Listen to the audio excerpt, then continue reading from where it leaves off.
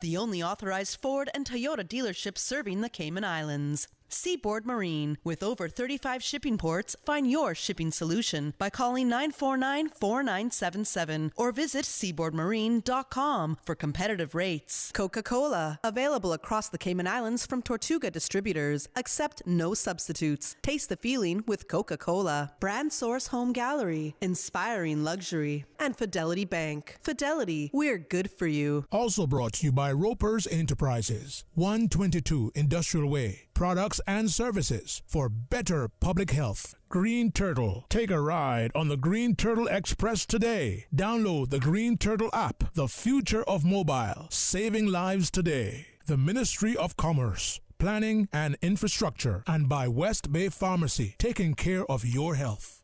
This is For the Record with Ort Connor. Coming to you live from Radio Cayman Studio. For the record.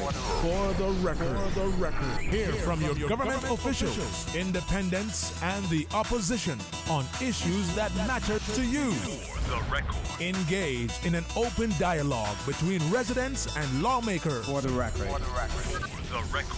Informative, impartial, insightful. This is your talk show. 1-800-534-8255.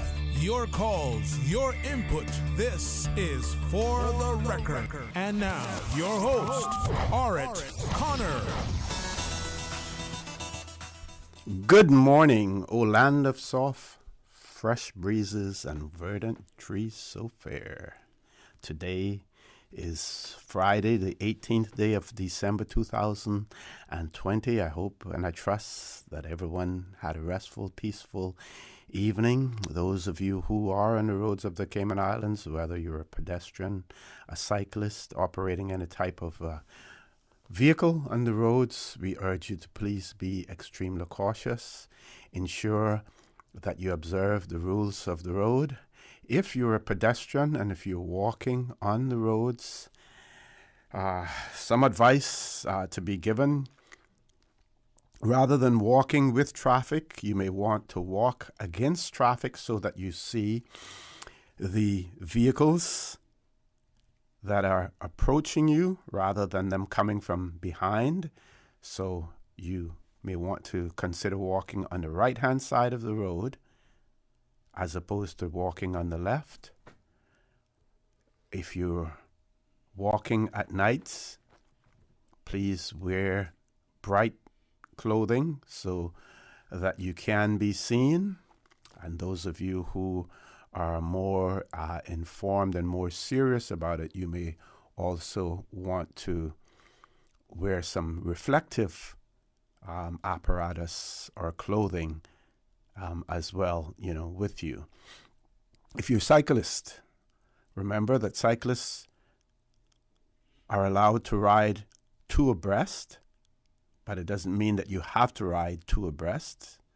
Even better if you form one single pace line. If you're riding in a group, that basically keeps everyone together, means that you use less space on the road, and hopefully drivers will give you more space then to be able to operate. If you're operating a vehicle, motorized vehicle on the roads, then you want to ensure that the speed that you're moving at is not only within the legal limit, but also is commensurate or is suited towards the conditions under which you're driving. So if you're driving in bumper-to-bumper traffic, it doesn't make sense if, there's a 50 or 100 feet ahead of you in accelerating just to get behind a car that is in front of you and having to stop again. So you want to use your senses, your brains, and think rationally as well.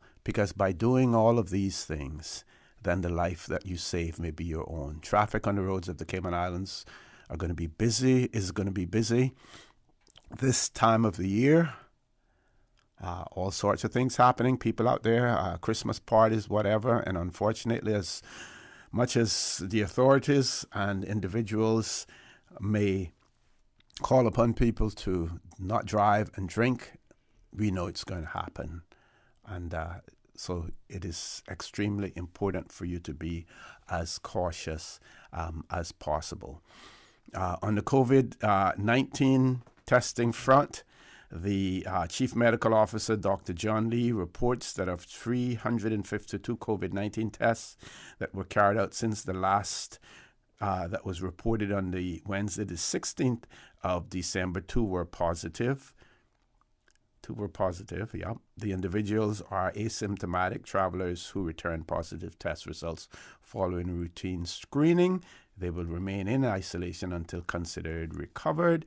The number of persons in isolation, either at a government facility or in their homes, as required by the medical officer for health, is now at 1,411. So, folks, I want to thank you for allowing Radio Cayman, and by extension, For the Record, into your homes, into your vehicles, as you traverse the busy and dangerous roads of the Cayman Islands, into your places of work, wherever that may be.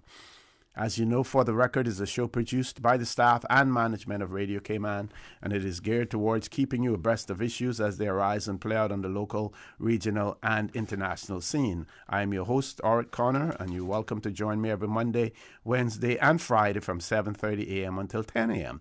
During that period, our phone lines are open. Beautiful radio voice of Miss Susan Watson waiting to take your calls on our toll-free number provided courtesy of Flow. That toll-free number, 1-800-534-8255. You can also call us on 949-8037 and 949-6990. If you don't like to talk on the telephone, email us at fortherecord, one word, fortherecord at candw.ky. WhatsApp us, 925-3261, where you can send us a text message or leave us a voice note, the contents of which will be played during the course of the show. And, of course, you can follow us on YouTube simply by subscribing to Radio Cayman Livestream. Before I introduce my guest this morning, I want to give a big shout-out to Mr. Troy Worms, and I will read you the press release that was sent out. Troy Worms to assume top post at Public Works Department. Ministry of Commerce, Planning and Infrastructure has announced that Mr.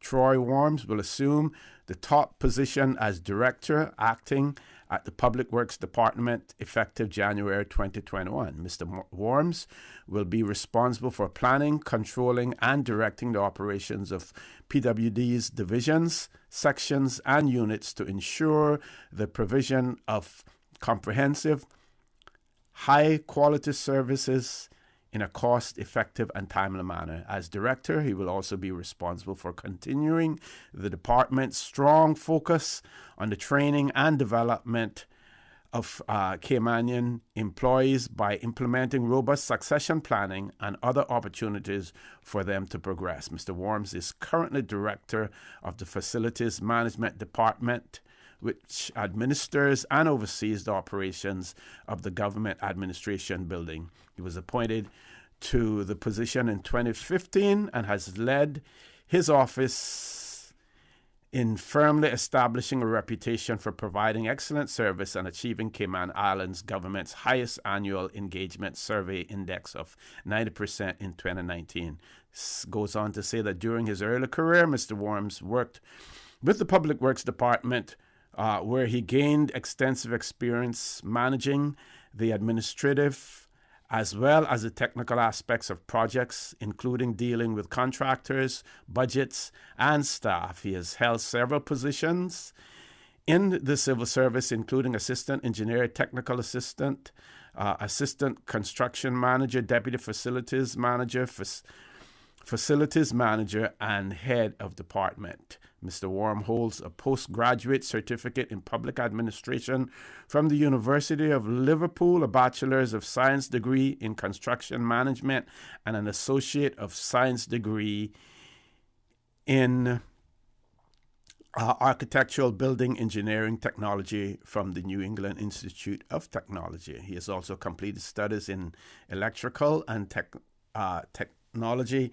at the University College of the Cayman Islands, and has a range of professional development qualifications. And it goes on some more, but I want to congratulate Mr. Worms. And there's one part of this that I want to pull out of this press release and ask my guest for his comments on that. This part, as director, he will also be responsible for continuing the department's strong focus on the training and development of Caymanian employees by implementing robust succession planning and other opportunities for them to progress. He's coming in a department where succession planning for Caymanians was to a certain extent lacking, and we saw carry over for a long period of time where persons who reach retirement age were still allowed to continue working simply, my view, because they didn't have a succession planning in place for Caymanians. So, without any further ado, my pleasure to have in the studio with me this morning none other than the Honorable Ard McLean, Leader of the Opposition.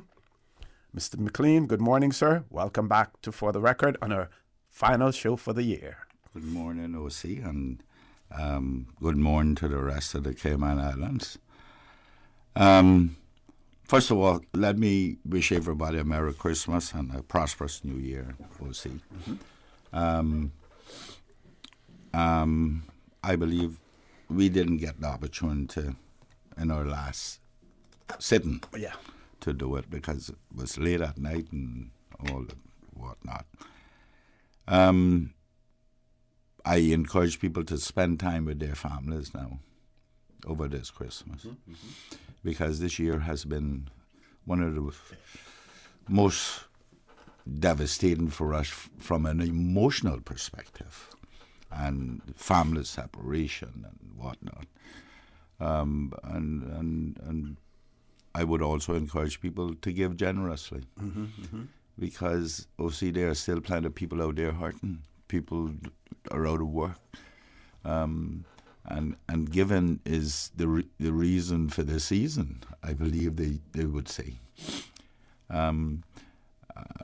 God gave Christ, and therefore He also instructed us to give with a big heart. God loves cheerful giver. Cheerful giver. And it makes you feel good too. I can tell you that. I enjoy doing that. Let me also extend my deepest condolences to Chef John's family. Surprisingly, I don't have contacts for that family. I do for Tom's family, all his children, but I certainly will be at the funeral tomorrow. Okay. And Chef John was always an interesting man,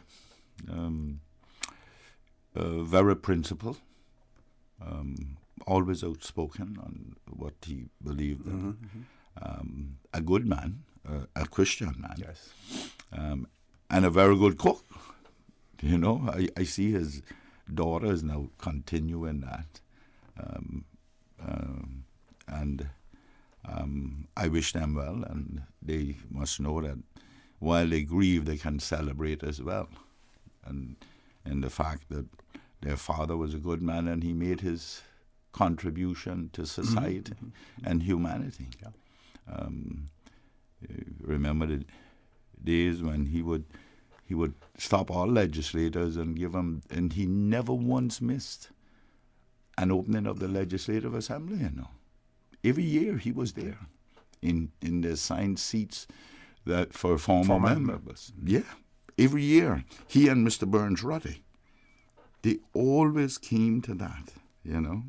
So he, even when he was not a member, he maintained his mind with, occupied his mind with the well-being of this country from a governance perspective. Okay, I'm going to interrupt you there. We're going to go to a commercial break, folks. Please stay tuned. For the record, with the Leader of the Opposition, Honorable Ard McLean, will continue after this commercial break. The Cayman Islands boasts of a long, colorful, and rich history. In tribute to our roots, Radio Cayman, the voice of the Cayman Islands, is pleased to bring you the Historical Vignette Series. Brought to you by Rotary Central. For more than 110 years, Rotary members have used their passion, energy, and intelligence to take action on sustainable projects. The Cayman Islands, He hath founded it upon the seas.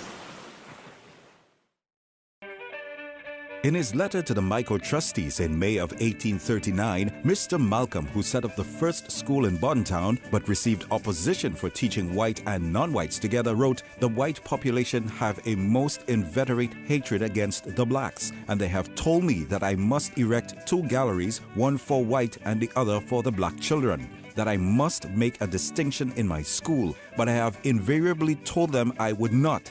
I have told my children that I would make no distinction between black and white, and that a good boy is a good boy whether he is black or white, and that I would respect him because he was a good boy, and not because he was a white boy." Mr. Malcolm was described by the black and brown population as a good and great man who not only taught their children, but attended to the sick and, in the absence of an ordained minister, preached twice each Sunday. Information from this historical vignette was sourced from Founded Upon the Seas, A History of the Cayman Islands and Their People by Michael Creighton and the New History Committee.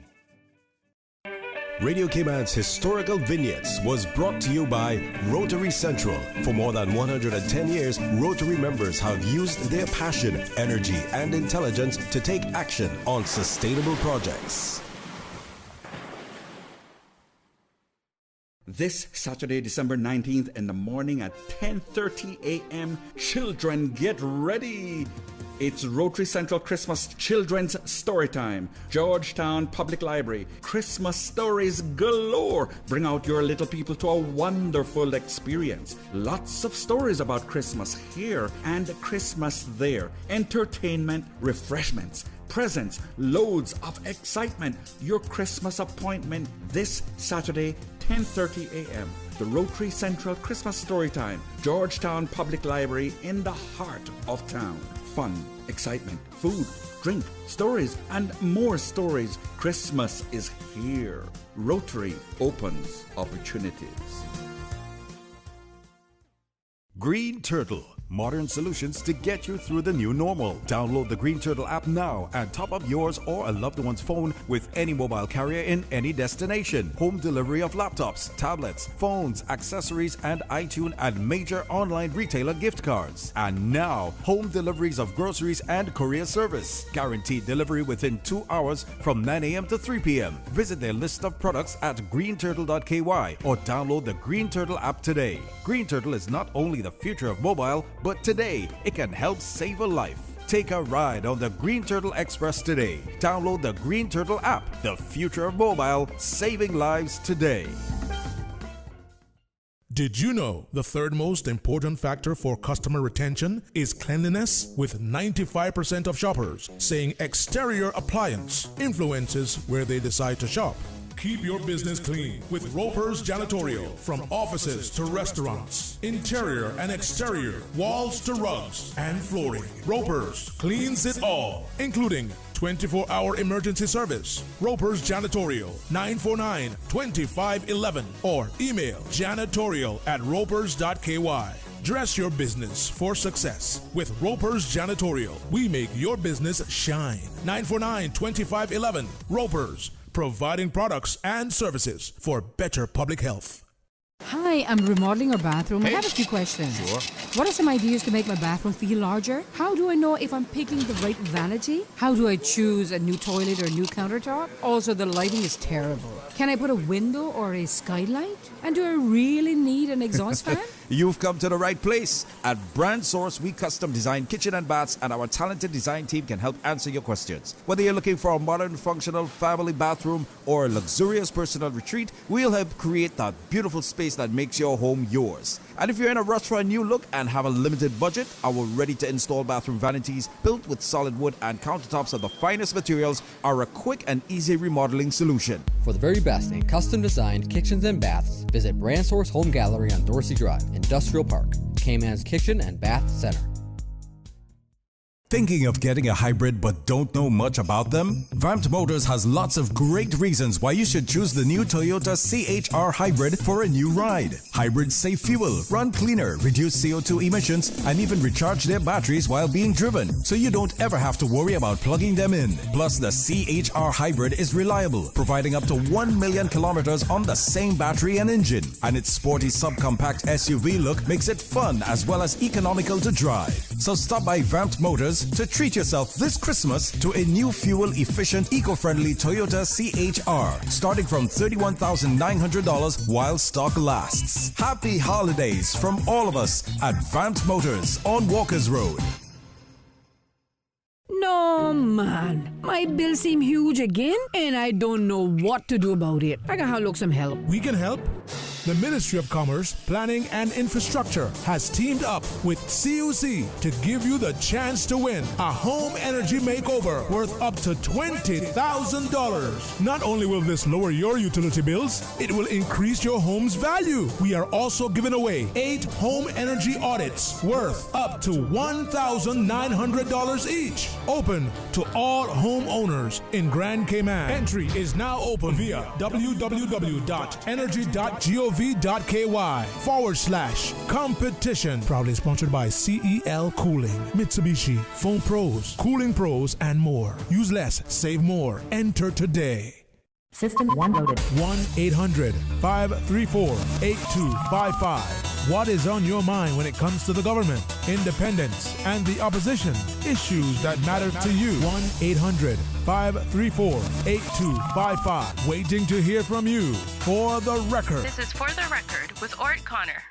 Good morning and welcome back to For the Record. My pleasure to have in the studio with me, Honorable Arden McLean, Leader of the Opposition. I believe we have 2 callers. Let's grab the callers. First caller, good morning. Welcome to For the Record. Good morning, caller. And good morning to the leader there. Apparently this talk show is getting out of hand now. This sounds like it's more like a way of bringing in revenue than a way of us or for us to express our time or our ideas, because I've been on for the last 20 minutes. Them at that were kind of long. Yeah. We got to pay the bills. Oh, really? Yeah. Subsidized by government. If you listen to some other shows, it sounds that way, but they're wrong. Oh, they say that you subsidized by government. So all right. I need to correct you. Okay. You said something a while ago about no succession planning being at the Public Works Department back in the day. That's not true. That's not true. I can tell you that right now, because I know a lot of guys that came back that was ready to take that position, and because the gentleman that was put in place, I think he was put in place around the same time that the leader that's sitting there was in government, and because he had good friends at the top in civil service, he was kept there. Even when he was supposed to go, he was still kept there. And a lot of the guys that was lined up for that job end up leaving and going into the private sector. So you're saying there were people who were prepared, who had the qualifications, but that still doesn't mean that there wasn't any succession planning in place. Well, what a good health succession plan if you produce them and then you don't give them the job. Yeah, that don't make sense. That don't make sense. And then concerning the statement the leader made, they just now talking about he feels so happy at Christmas time giving. I've been out by my gate all week, and I see him sending the truck by me. So I'm still waiting. Would only be him saying. Got 2 flats on the truck. All you do is like people up there, so you must be okay. Yeah, I think about taking back that night. But let me morning. Let me quickly correct you as well. When I went into cabinet in 2005, the person in post had been there for many years. As a matter of fact, you will recall that during Hurricane Ivan. His driver's license had been taken away, and the governor reinstated it. You recall that? Yes, because yes. of I remember that. yes. So and that, Hurricane Ivan was 2004. So he had been there for quite a while, but we have always had long directors in that post for extended period of time. You remember Mr. Wint, yeah. Mr. Tibbetts, but those were the days when public works were probably 20, 30 people too, and 40 maybe. But I can tell you, and I can tell this country, that I insisted when I got there, through my chief officer, permanent, what do you call him then? Permanent secretaries. Permanent secretaries. That and this gentleman, the then post holder, I had extensive meetings with them to make good on at least 2 young men who were in public works then. And I can tell you who they were. They were Johnson and they were Evans. And I wanted them to make sure they had their PE qualification, professional engineer qualification. I felt so good that after I left there, yeah, and one of them called me and said that they had got their PE and they had to do it on their own. Then years later, the other one called me and said that he had his, and it had to be done he had to do it on his own. That made me feel good, but it started with me pushing them to do that. Now, whilst we speak of succession planning, and I was going to speak on this afterwards, he asked me to comment.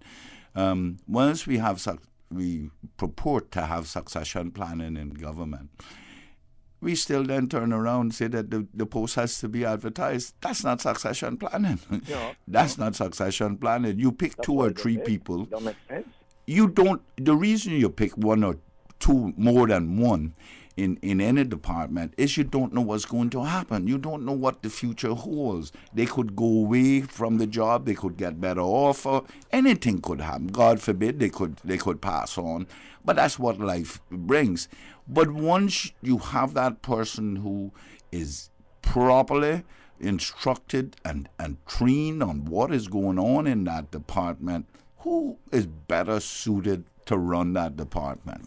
Lord Graham, I want to thank you very much. We reached that time again where we have to go to the news, but please feel free to call back because we're going to have some more controversial stuff to talk about this morning, including we'll talk about Christmas also, but, depending to be controversial also. Folks, please stay tuned. For the record, we'll be back immediately after the 8 o'clock news. Thank you, Mr. Connor. And studio time now by Foster's is 8 o'clock.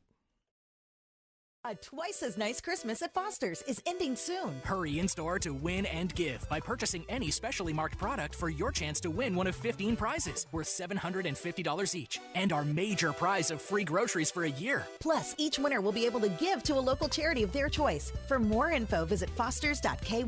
Christmas is twice as nice this year when you can win and give at Foster's. Brought to you by LaCroix, Pepperidge Farm, SSS Tonic, Jergens, and Seabest. Promotion ends 23rd December 2020. T's and C's at fosters.ky. The 8 a.m. News is proudly sponsored by the Chamber of Commerce Pension Plan. For further information, please visit chamberpension.ky.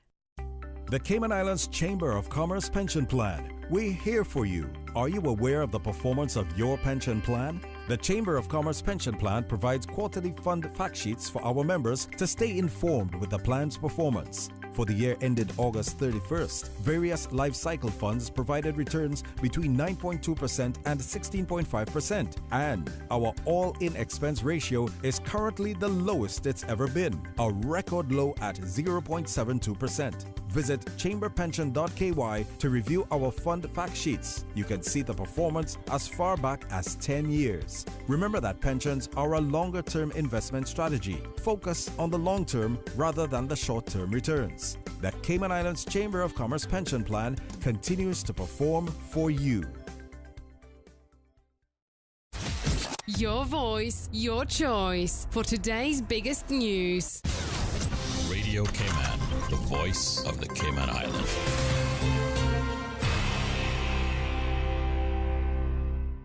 With your latest news, I'm Carsley Fuller. There's a new head at the Public Works Department. Details from Radio Cayman's Paula Cal. The Ministry of Commerce, Planning and Infrastructure announces Troy Worms will take up the top position as acting director at the Public Works Department come January 2021.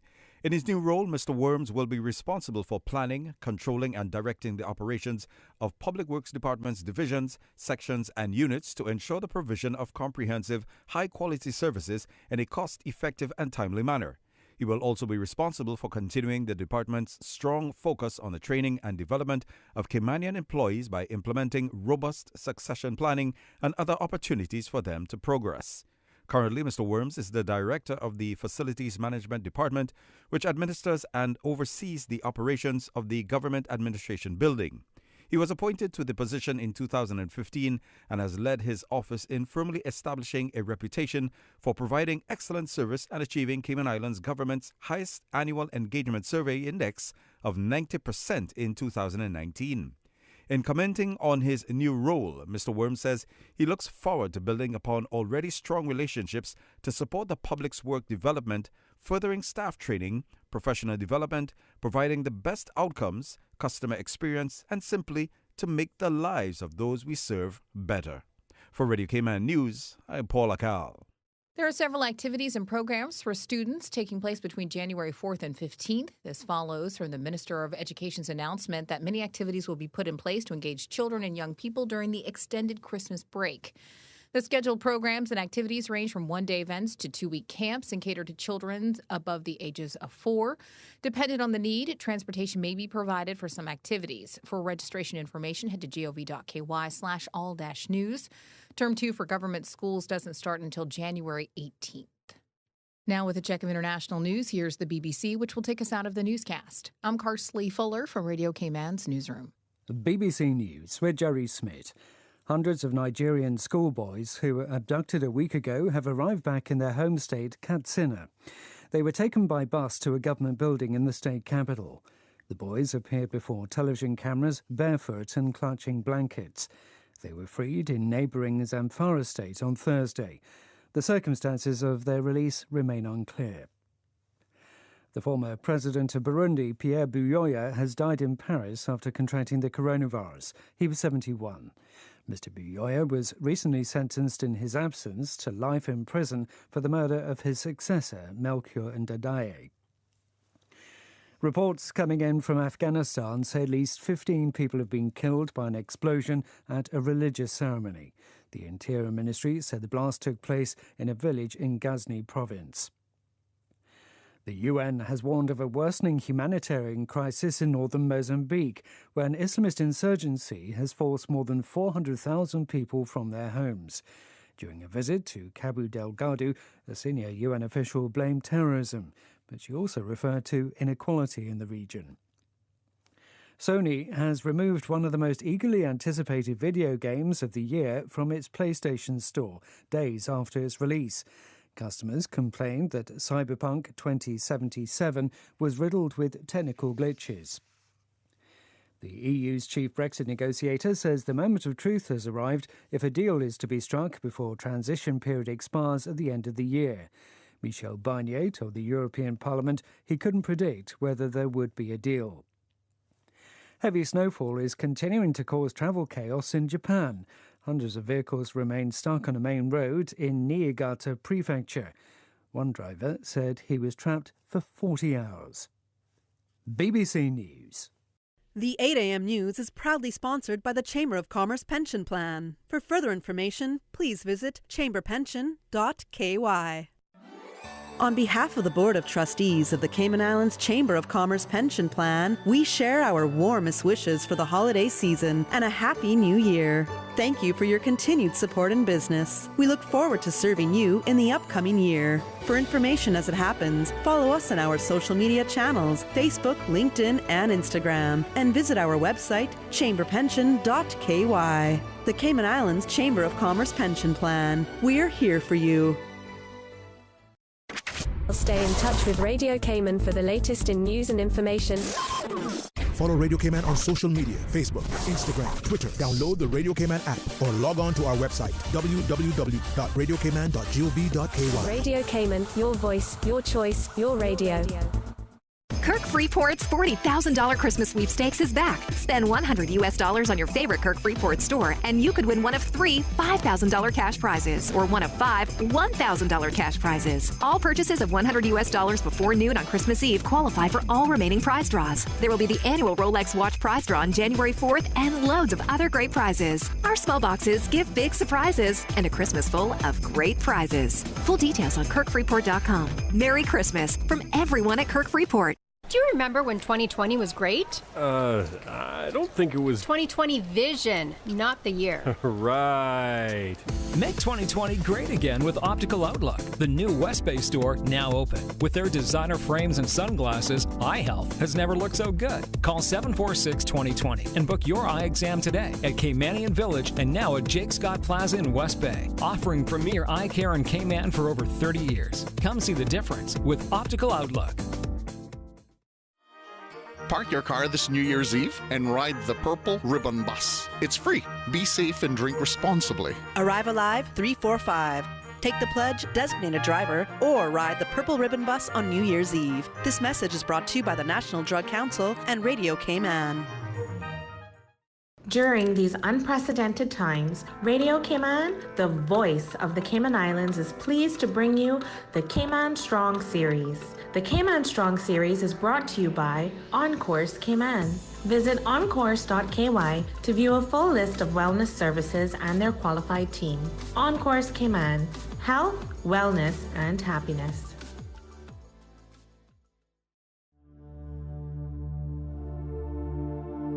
Change your thinking, change your life, inspire others to bring out the leader in you. By the words of motivational speaker and author Simon Sinek, author of Leaders Eat Last, Why Some Teams Pull Together and Others Don't. If your actions inspire others to dream more, learn more, do more, and become more, you are a leader. Change your thinking, change your life. Radio Cayman's Cayman Strong Series was brought to you by Encourse Cayman. Visit encourse.ky to view a full list of wellness services and their qualified team. Encourse Cayman, health, wellness, and happiness. These days, feelings of loneliness, anxiety, stress, and depression can be overwhelming. Just know you are not alone. Encourse Cayman offers private mental health services for children, teens, adults, and groups.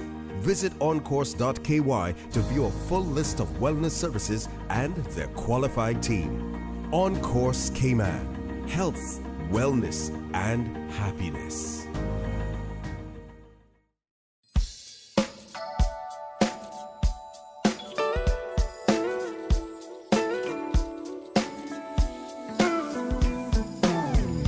A pleasant good morning. Let's take a look at the latest weather report.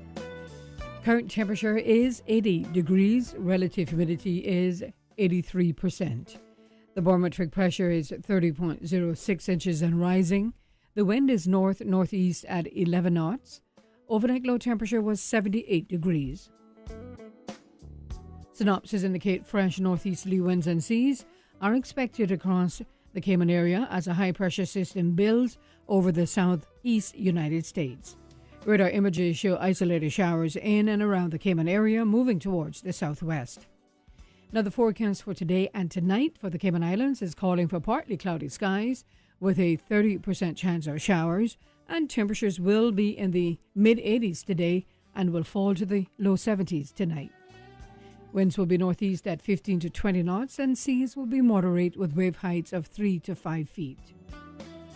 Today's high tide will occur this afternoon at 12:59, low tide tonight at 7:47. The sun will set this evening at 5:50 and will rise tomorrow morning at 6:54. And the outlook is calling for fresh northeasterly winds and rough seas from Sunday morning. That's the very latest on your weather report. The traffic report is brought to you by Subway. Planning a meeting, event, or office celebration? Visit subway.ky to place your catering order today.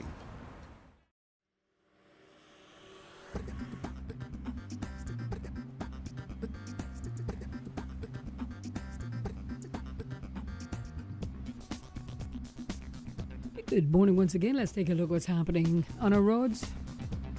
On Shamrock Road, just past the Tomlinson roundabout, traffic is flowing steadily, and little busy traffic further down on the Linford Pearson Highway, and also coming off the Linford Pearson Highway on Agnes Way. Crew Road, some sections steady, other section busy, and there's some steady traffic coming from the Butterfield roundabout, heading towards the Industrial Park area. Slight delays expected. Edward Street looking pretty good, and traffic flowing pretty good as well on Shen Road. Godfrey Nixon Way and Eastern Avenue, traffic is moderate and steady traffic on Huldah Avenue. And looking towards the West Bay Road in front of the Ritz, traffic is moderate in both directions. And coming from the West Bay four-way stop, moderate flow of traffic. That's the very latest on your traffic. Join us again come 10 minutes after 12 for another look at traffic. Have a good morning and drive safe, Cayman Islands. At Subway, we want to express our sincere appreciation for your support this year. We're still here because of you. Because you took care of us during a difficult time, let us take care of you and your family this holiday season. It's been a stressful year. You don't need the stress of planning big holiday dinners or parties. Just give us a call. We'll make it easy and work with you to plan your special occasion. Enjoy our catering, boxes, gift certificates, and of course, our delicious cookies and new flavors. We thank you for supporting local. Subway, eat fresh. The traffic report is brought to you by Subway. Planning a meeting, event, or office celebration? Visit subway.ky to place your catering order today. Paramount Carpet Cayman Brac pre-Christmas sale is back for 2 days only, Friday, December 18th and Saturday, 19th December. Save big with up to 50% off select carpet and tiles, wall and floor tiles as low as $10 a box, universal mats from as low as $5 a pair, and up to 15% off many more items. Paramount Carpet Cayman Brac pre-Christmas sale, Friday, December 18th from 8 a.m. to 5 p.m. and Saturday, December 19th, 8 a.m. to 2 p.m. Followed by the Children's Christmas Party at Spot Bay Park from 4 to 6 p.m. Paramount Carpet Cayman Brac, located at 342 Spot Bay Road. Call 948-2665.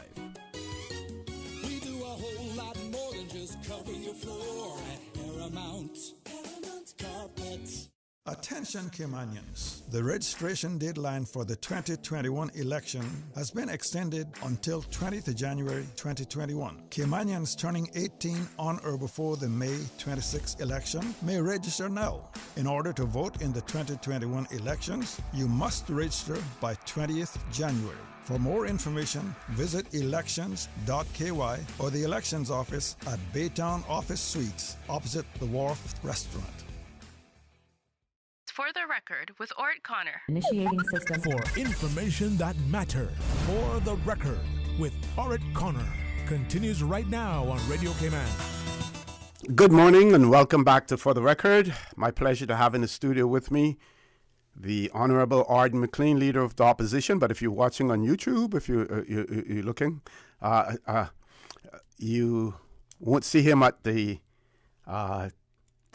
table at this point in time. He's just stepped out, but he'll step back in a few minutes. We're going to take a caller who's been holding for a while. Caller, good morning. Welcome to For the Record. Thanks for being so patient. Well, Stephen, I got out in this day and age, so everything up. Yep. Good morning to you, sir. Good morning. How are you? And compliments of the season. All the best for the Christmas holidays. Thank you.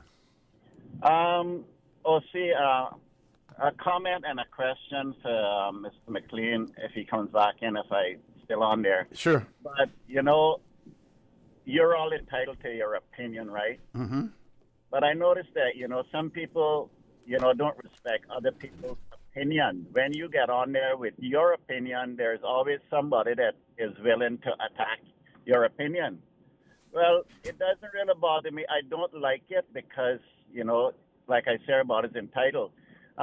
What I'm getting after is that, what the court did to those two teenagers, to me, personally, I think it was disgusting. And the courts should be ashamed of themselves for what they did to those two teenagers. I personally think there was a million different ways that they could have been punished, right? I think the results at the end of the day could have been worse or the same. And that's one of my comments. Is Mr. McLean there yet? Yes, he is. Yes. Mr. McLean, good morning to you, sir. Good morning to you, old boy. How you doing? Not as good as you, but I'll be the last one to complain. Last night I went to sleep must have been 8 o'clock. Tired, boy. You made a comment earlier that, there's a lot of Caymanians that is out of work.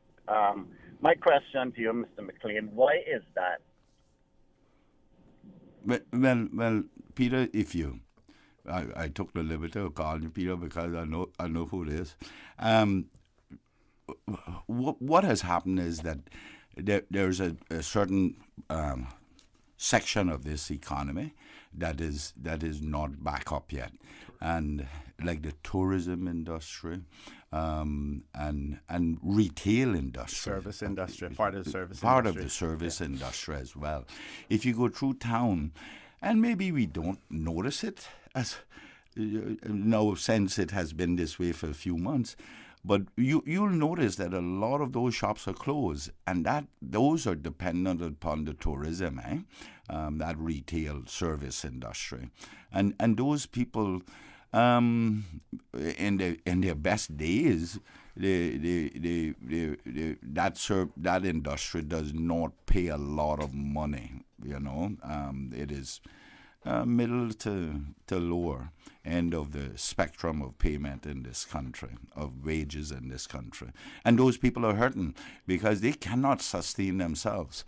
I agree that despite government attempts and trying to help our people, all the countries in the world, you see America is struggling with it in Parliament up there now.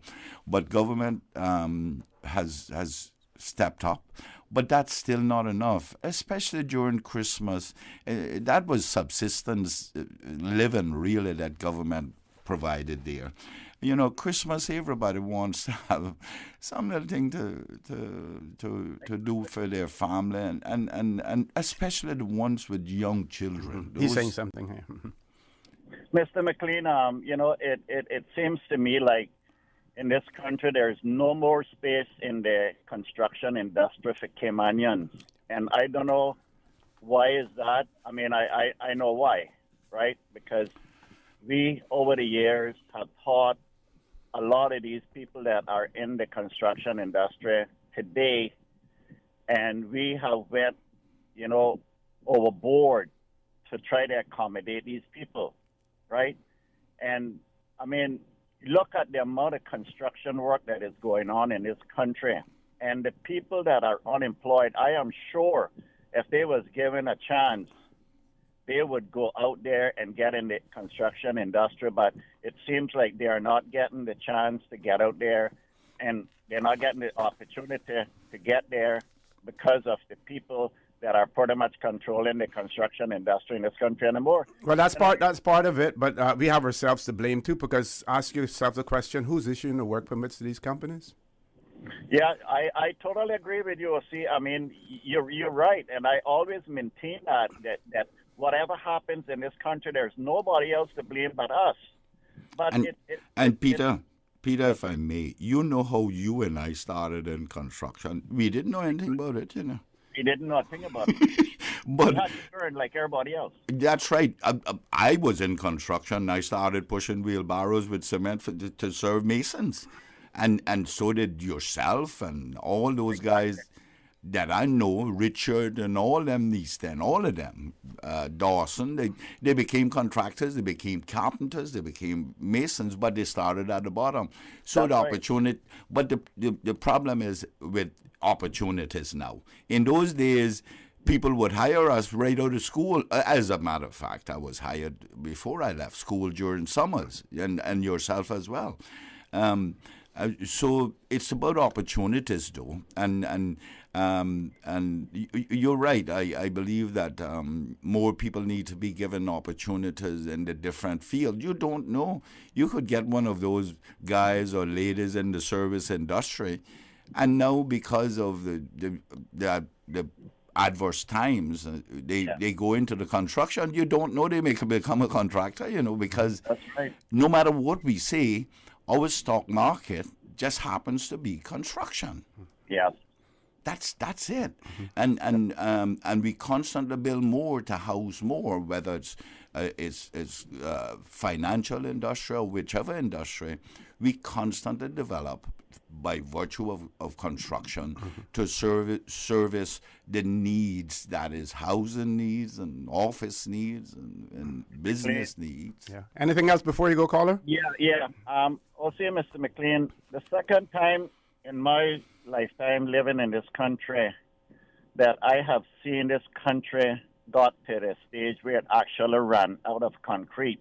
So that just tells you the level and the amount of construction that is on in this country. When the country itself can run out of actual cement, the level of cement that is being used in this country. And, I mean, there's no excuse why Caymanians should not be working. So that was why I want to ask Mr. McLean that, because, there shouldn't be. And I think the government needs to do a lot more instead of handing out and try to get these people into something, like some gentlemen keep calling all the time about a trade school. I mean, why don't we do something? Why do we always wait for the last minute before we say, we should have done this, we should have done that? Come on, this is 2021 coming up. We need to be ahead of the game. Yep, it's going to be challenging in 2021 as well. For Caymanians and that's others. going to be our number one challenge to reset the clock now. Yep. And have a good morning. Okay, thank you very much, caller. Right, Peter. Okay, we have another caller on hold, Miss Susan. No, not yet. Okay. Very quickly, I want to share this one, Mr. McLean. You spoke in your opening remarks about 2020 being a tough year for everyone. And this one here, Resilience Cayman, they have been established to help people, and they have some funding. So they had issued a press release saying that they were pleased to announce that 65 Caribbean utilities company customers have benefited from its utility relief program, launched last month, supported by a $50,000 grant from R3 Cayman Foundation. The program provides a one-time grant to help families and individuals who have lost their primary source of income due to COVID-19 pandemic. Program is accepting applications until the 22nd of December for grants to be made in early January as well. So, help 65 people, pay their light bill. See, everybody is helping. When I spoke of giving generously, I'm talking about, which is completely separate from all that help. Yeah. I'm talking about us as individuals.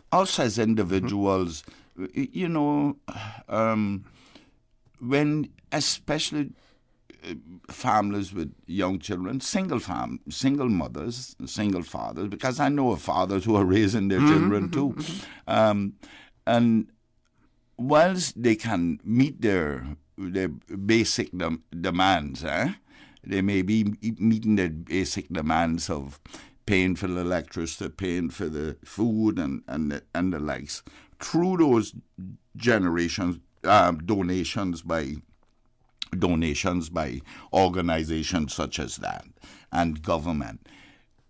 Every one of us want our children should not be, whilst our children are exposed to the hardships that we are now going through, there should be at least some time now in Christmas that those kids free their mind of that and have a little fun and run around the yard and run around the place, and get one or two toys. There's no parent who does not want at Christmas to... We did it. We all went through that, see? There is no parent in this world who does not respect that at Christmas they want to provide something. What we used to get was marbles in that little bag, and or an apple that, you know, or a top that we could go and spin and remodel and whatnot. A gig, you mean? A gig, yeah.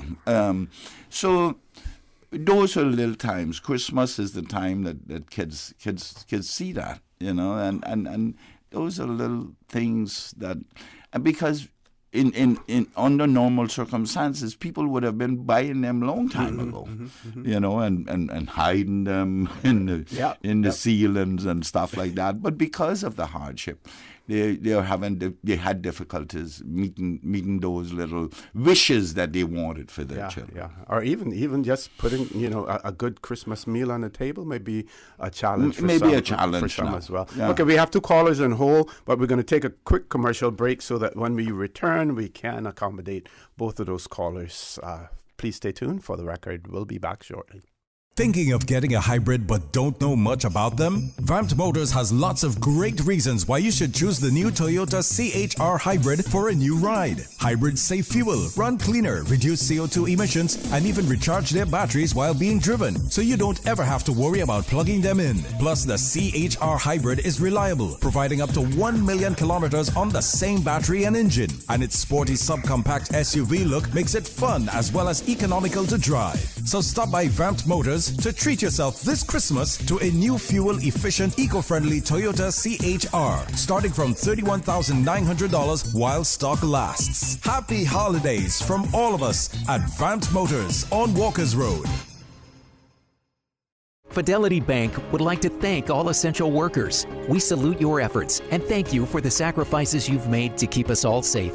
During these challenging times we're facing, our top priority is the health and safety of the communities we serve. And while it's true that things are changing rapidly every day, one thing that will never change is our commitment to giving you the best and sound financial solutions to help you during and after the coronavirus pandemic. At Fidelity Bank, our focus will always be you.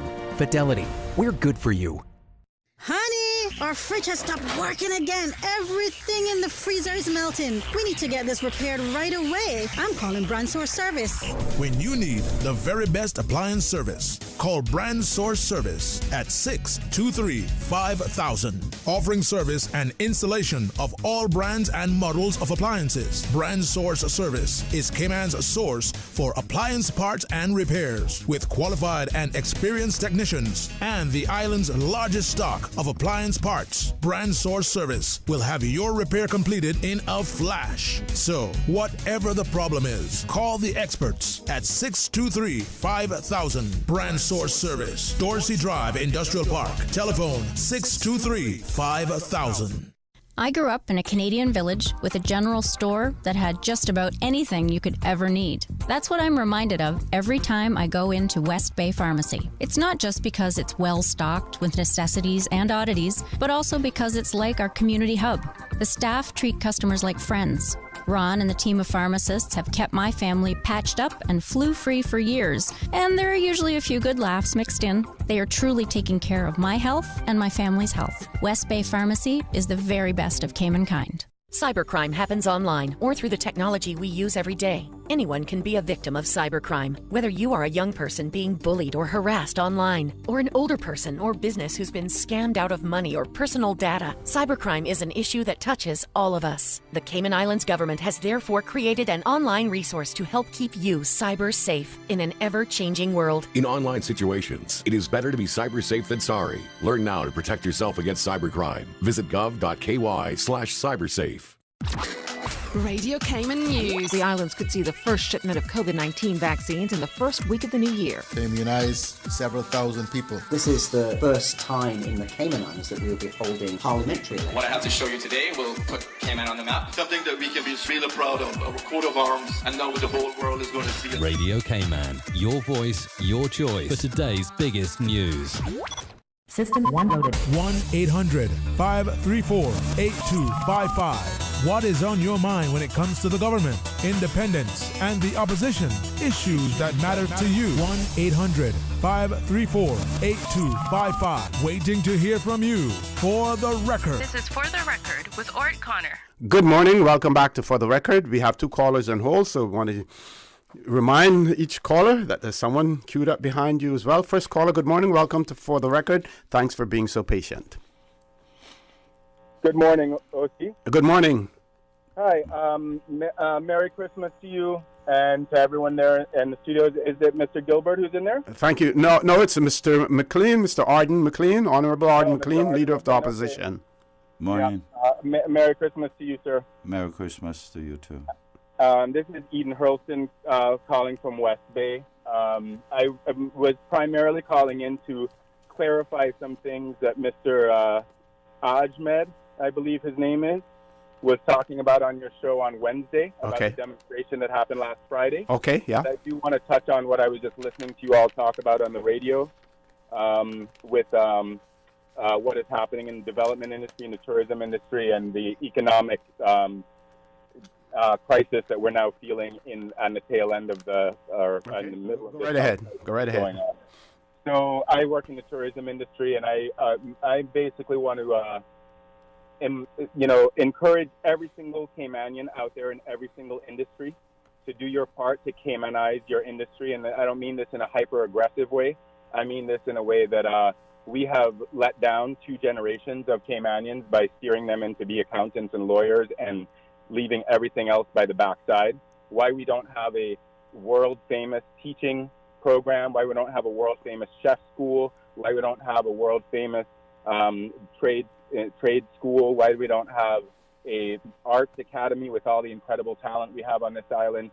It just blows my mind. So the government obviously doesn't really care about it. This government doesn't, and it hasn't for the last 20 years or so.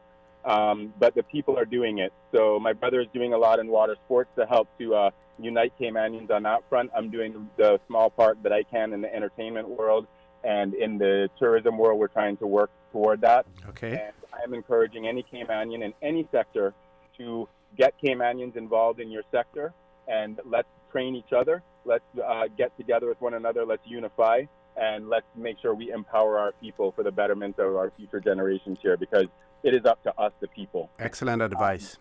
That now on my primary note here, and I don't want to take up too much of your time. However, lies were spoken directly about me and my friends on Wednesday on your show by they call him the Jordanian, I guess, this guy. Yeah.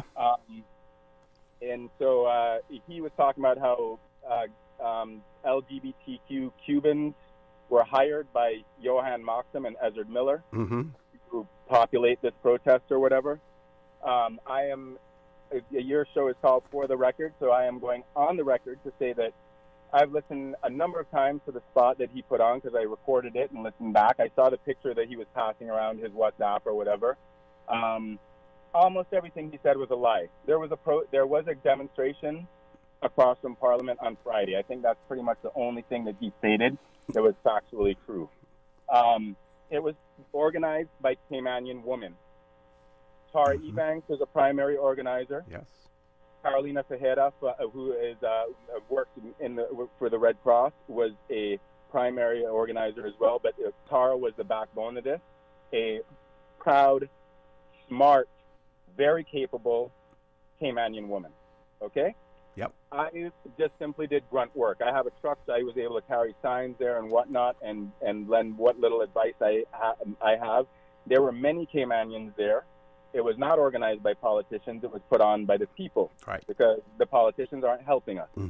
No, we have one person speaking up in there against what Makiva has done and what he has pled guilty to, and we felt that it was time for us to stand across from Parliament and let people know. So that was an entirely legal, done through the RCIPS, completely on the level demonstration. We showed up, we peacefully demonstrated.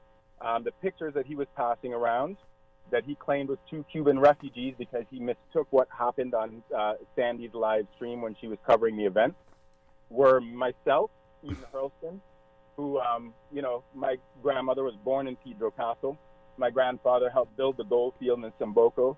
My maternal grandfather was the first in full-class international cruise ship captain from Cayman. So I'm pretty Caymanian. The other person in the picture was a far cousin of mine, Mr. Ray Farrington. Okay. Proudly showing up there for what we thought was right, for what we think is right, to stop the abuse of people and the abuse of power and to stand up when our parliamentarians will not stand up. This man came on your show, and I'm very thankful for how you handled it, sir, because you gave credence to his ability to express his opinions, as completely misguided and wrong as they were. He came at the tail end of the demonstration. He talked to the police. He harassed one of the people who was a couple of the people who were there, and he came on your show and spoke blatant lies about Caymanians and about everything that happened there. And he had no evidence to support what he was claiming as well, and I challenged him on that. Because I was there before it started till after it ended.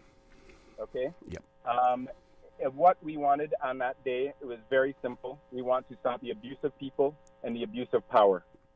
The same thing that's happening on this Saturday when they're gathering in the BRAC, where they're letting these helicopter, Black Hawk people, Dagaro Industries, go and develop their land up there. They're messing with the wrong Caymanians now. I told them, put up some posts about don't mess with BRACas. Now they're going to see how feisty them BRACas can be. So I wish them luck with that. They need to go home, is what those Dagaro people need to do right now. But I'm letting you know, sir, we will keep on striving until the parliamentarians stand up, until the right thing is done. That was very much just one of the beginning things of addressing this issue of abuse of people and abuse of power. And we will keep on striving for having a way that if we get to vote them in, we get to vote them out. No other job can you do what is being done in there. No other job can you get up in a legislative assembly and call a protest against your own people's wedding when it's coming up, and then you don't have to get out of there when immediately to save face. No other job can you abuse someone, admit to it, and then keep your speaker position with your fancy wig and your putting the parliament up and doing all these ceremonies and all that stuff like that, turning the stomach of Caymanians, making my grandparents turn over in their grave. These days are done. There's no more room under the rug to sweep these things. I hope Mr. Ahmed is listening so he understands that the next time he speaks, he needs to think and he needs to be aware of who's in the picture that he is passing around. Okay?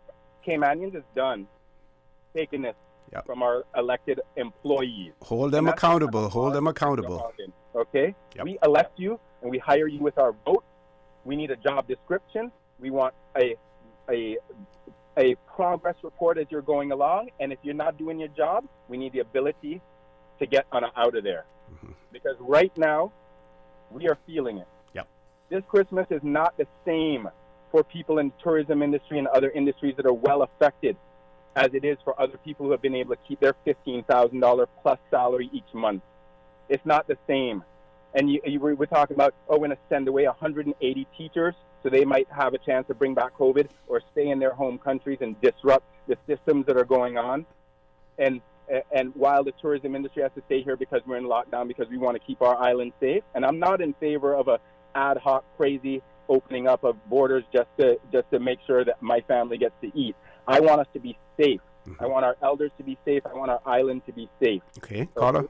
But we are in a different time here, and I want to let you know that, and I want to clarify some of the points that he brought up on Wednesday and let you know what that protest was really about and why we were out there, and that it was Caymanians that were out there, and we are just getting started. Thank you very much. Thank you very much for that, for all of that clarification as well. Mr. McLean, I think you want to say something? I think so. I think I should say something because this subject has been brought up quite often recently. They have every right. Caymanians have every right to protest their politicians or whatever.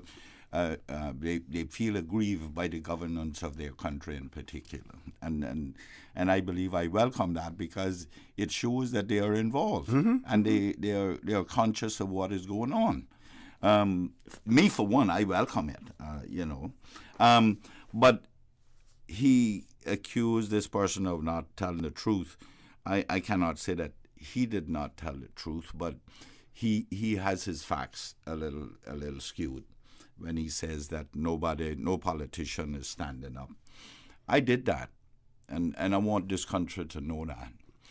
When this thing happened in February, subsequently, when we changed over from and appointed the now Deputy Speaker, Mr. Miller and I submitted a motion of no confidence in the Speaker. That was not hinged on guilt or innocence.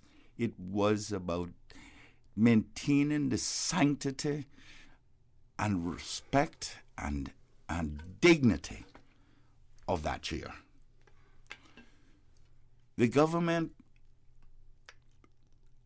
in their infinite wisdom, this Deputy Speaker, who had only been in office then less than 1 day. In the chair. In the office. Yeah. Of Speaker. Yeah, of Deputy Speaker. Yeah.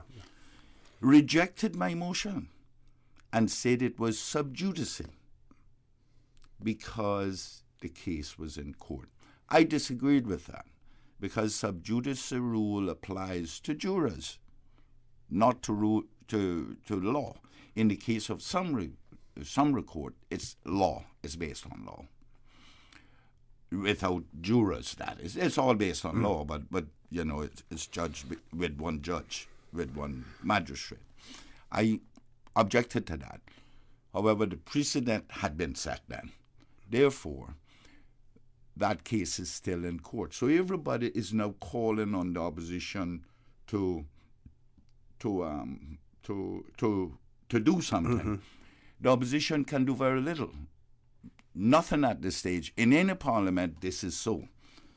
It takes 2/3 of the membership to remove. So you don't have the numbers. But that's besides the point. The fact is that the ball is now in Mr. Alden's court, the Premier's court. They appoint the majority. That's the government you have. The majority appoints a speaker.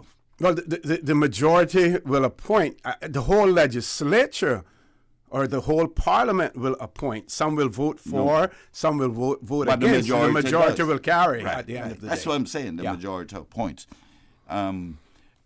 So when a precedent has been set, wherein you're not going to get that change because it's in sub judice. They're saying it's sub judice. So that speaker now can't reverse that, okay, on that particular case. So the responsibility falls squarely now on the government to deal with this matter. And in so doing, they need to make that decision. I can't do anything anymore. Yeah. My options have been exhausted. That's why you have a government. It's the government that leads your country. It's the government that controls your legislature.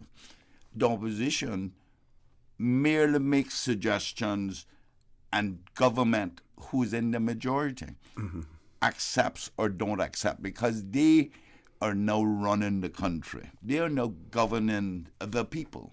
It's not the opposition. The opposition will join in with them and agree with them on policies or oppose their policies. We're going to go to a commercial break. I just want to keep this in mind.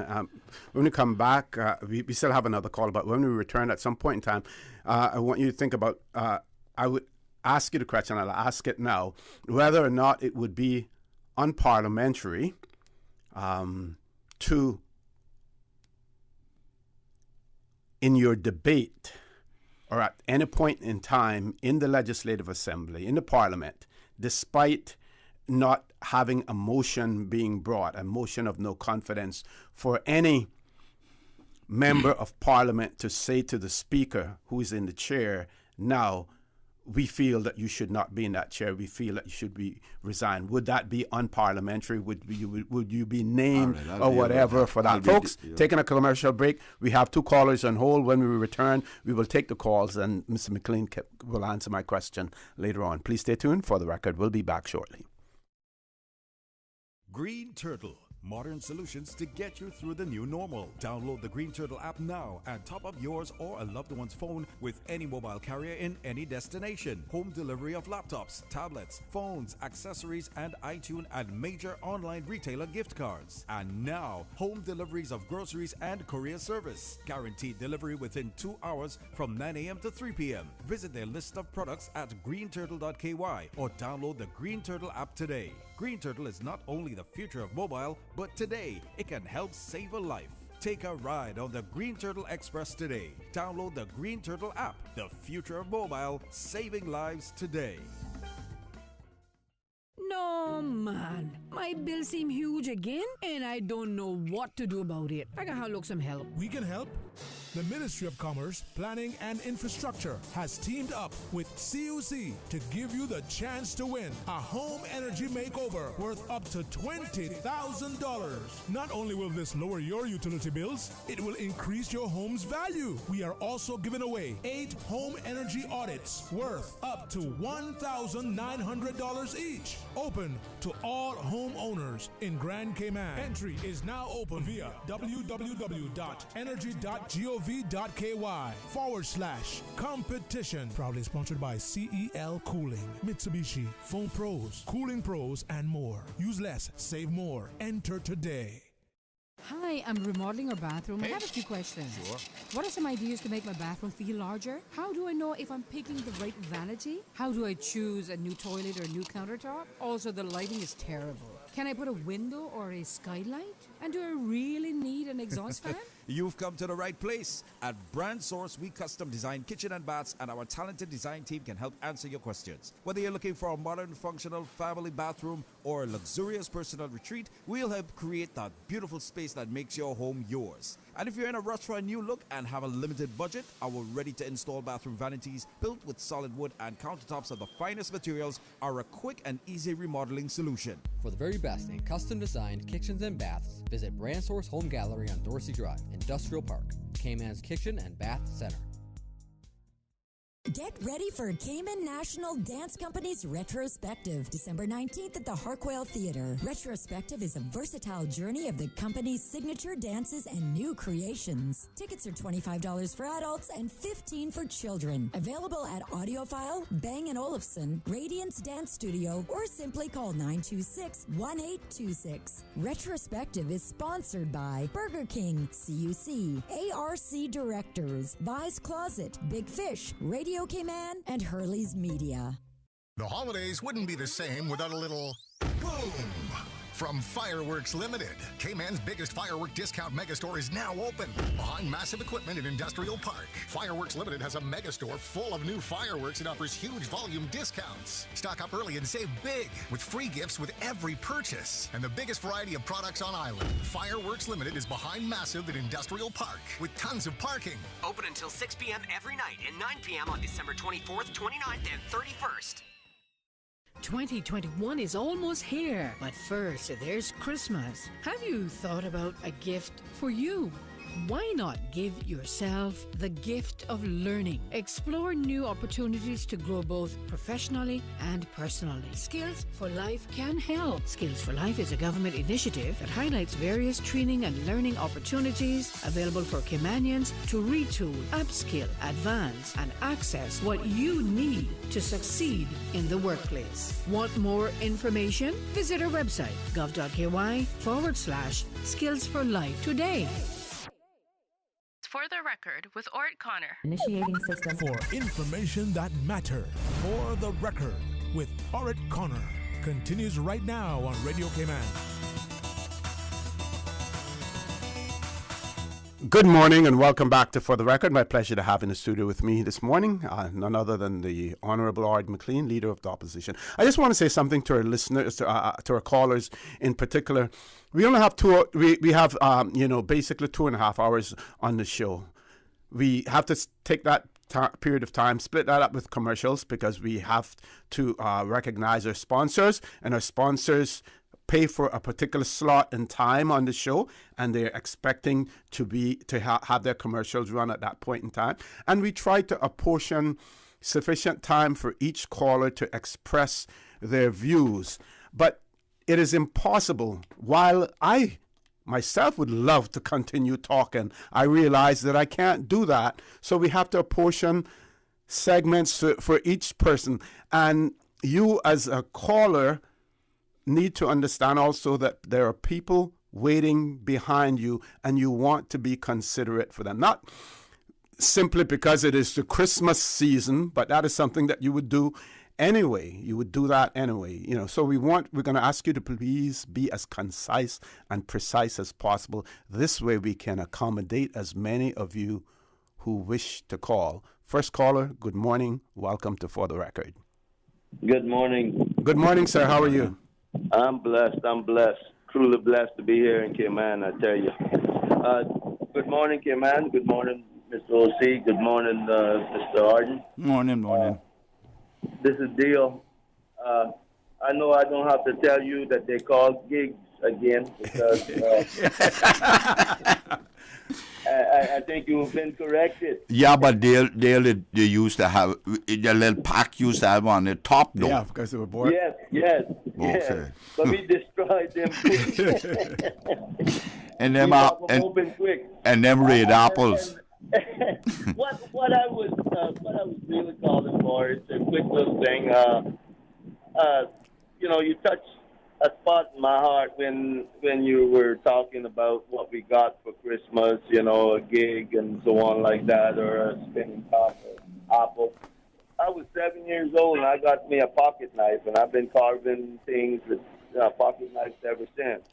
And when you said how we are struggling here in Cayman, or single parents or single mothers and single fathers, I went through a time that I was basically a mom and a dad too, and I want to reach out to the single fathers about that gig.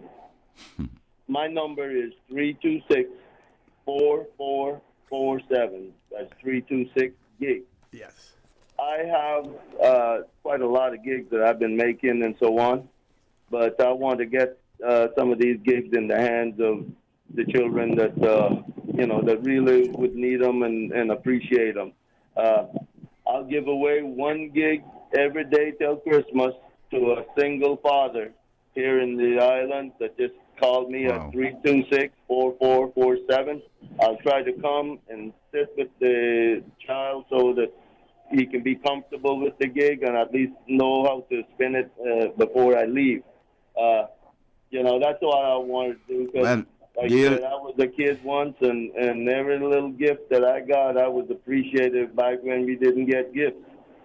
Dale. Yes, sir.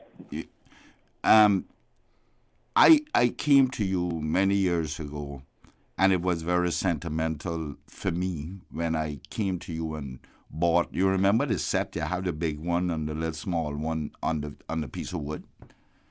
Right. That was a family. I just wanted you to know you broke up that happy family. You didn't get the queen. You got the king and the prince, but you didn't get the queen. Oh, I didn't know that. But you broke that. You dished out all the money you had.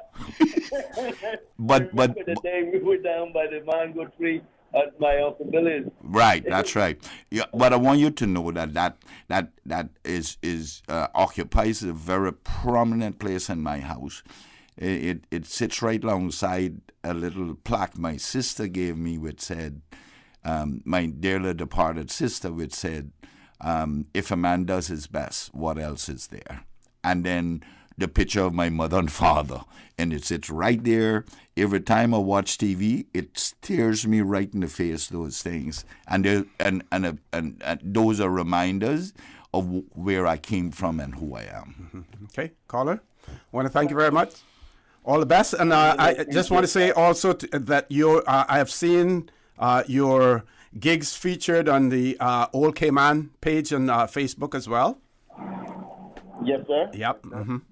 You make some out of guava. I make now. I because of my longevity of making these things, people are calling me up with all kinds of exotic woods now that they when a tree blow down in their yard, like the pepper jelly lady. She called me when her lignum vitae tree blew down. Yes, that was a popular lignum vitae. Was a popular one for and hardwood and candlewood too. Hard to carve too. Yeah, and candlewood as well. Candlewood is the hardest one I've ever touched with a pocket knife. Oh, okay. That's the hardest wood. And just while I'm out here, let me give a plug to what I'm working on for the agricultural show. Okay. Very quickly, we have to go to the news. Is a gig championship, the second annual gig championship. Anybody that can pop my gig open in a plugging contest, I'll personally put up $200 to that person. But I'm trying to get sponsors so that we can get every participant to get some kind of prize if they participate. And there may be a small little entrance fee just so that we can, make it more interesting. But that I'm working with the agricultural department so that they can help. Last year they gave me a area where I could work with, and it was a pretty good area right there by the in the very back of the thing. So, caller? Yep. Caller, I want to thank you very much for that. All the best. We have about a minute. I just want to say, I don't know in East End if you had popular people who were famous for that. In Georgetown, the two persons that I know about on Sheridan Road who were good at making gigs, right? And also spinning them, because we'd compete trying to see who could split the other ones open. Leslie Stewart and his brother Denley Stewart. When it came to gigs, when it came to kites, they were the best, some of the best. You had any in East End?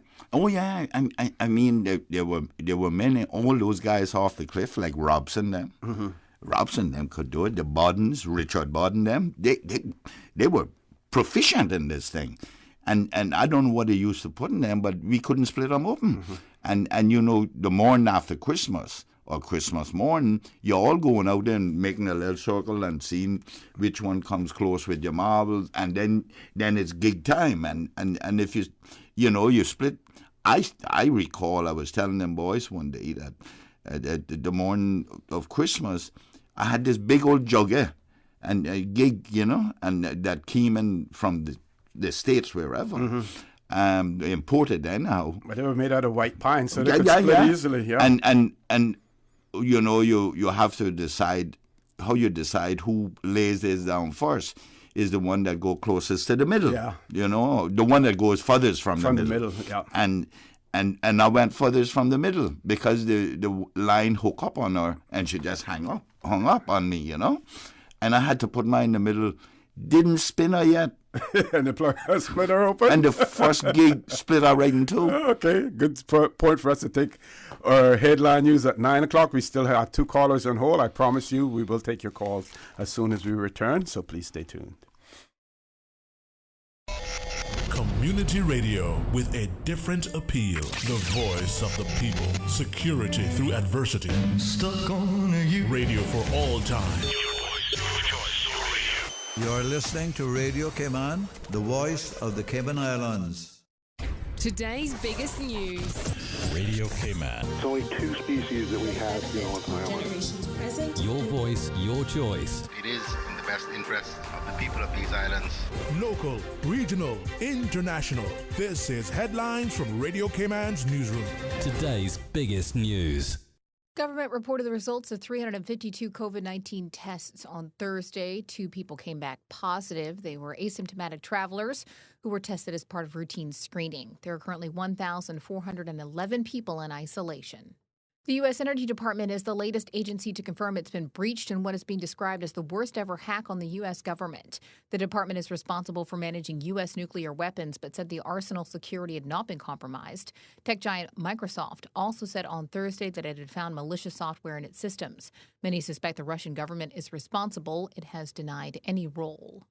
Rescuers are trying to free more than 1,000 vehicles which have been stranded on highways for 2 days after a heavy snowstorm in Japan. Authorities have distributed food, fuel, and blankets to the drivers on the Kanetsu Expressway, which connects to the capital Tokyo and Niigata in the north. The snow, which began Wednesday evening, has caused multiple traffic jams along the road. It's also left more than 10,000 homes in the north and northwest without power. Those are your headlines. I'm Karsley Fuller.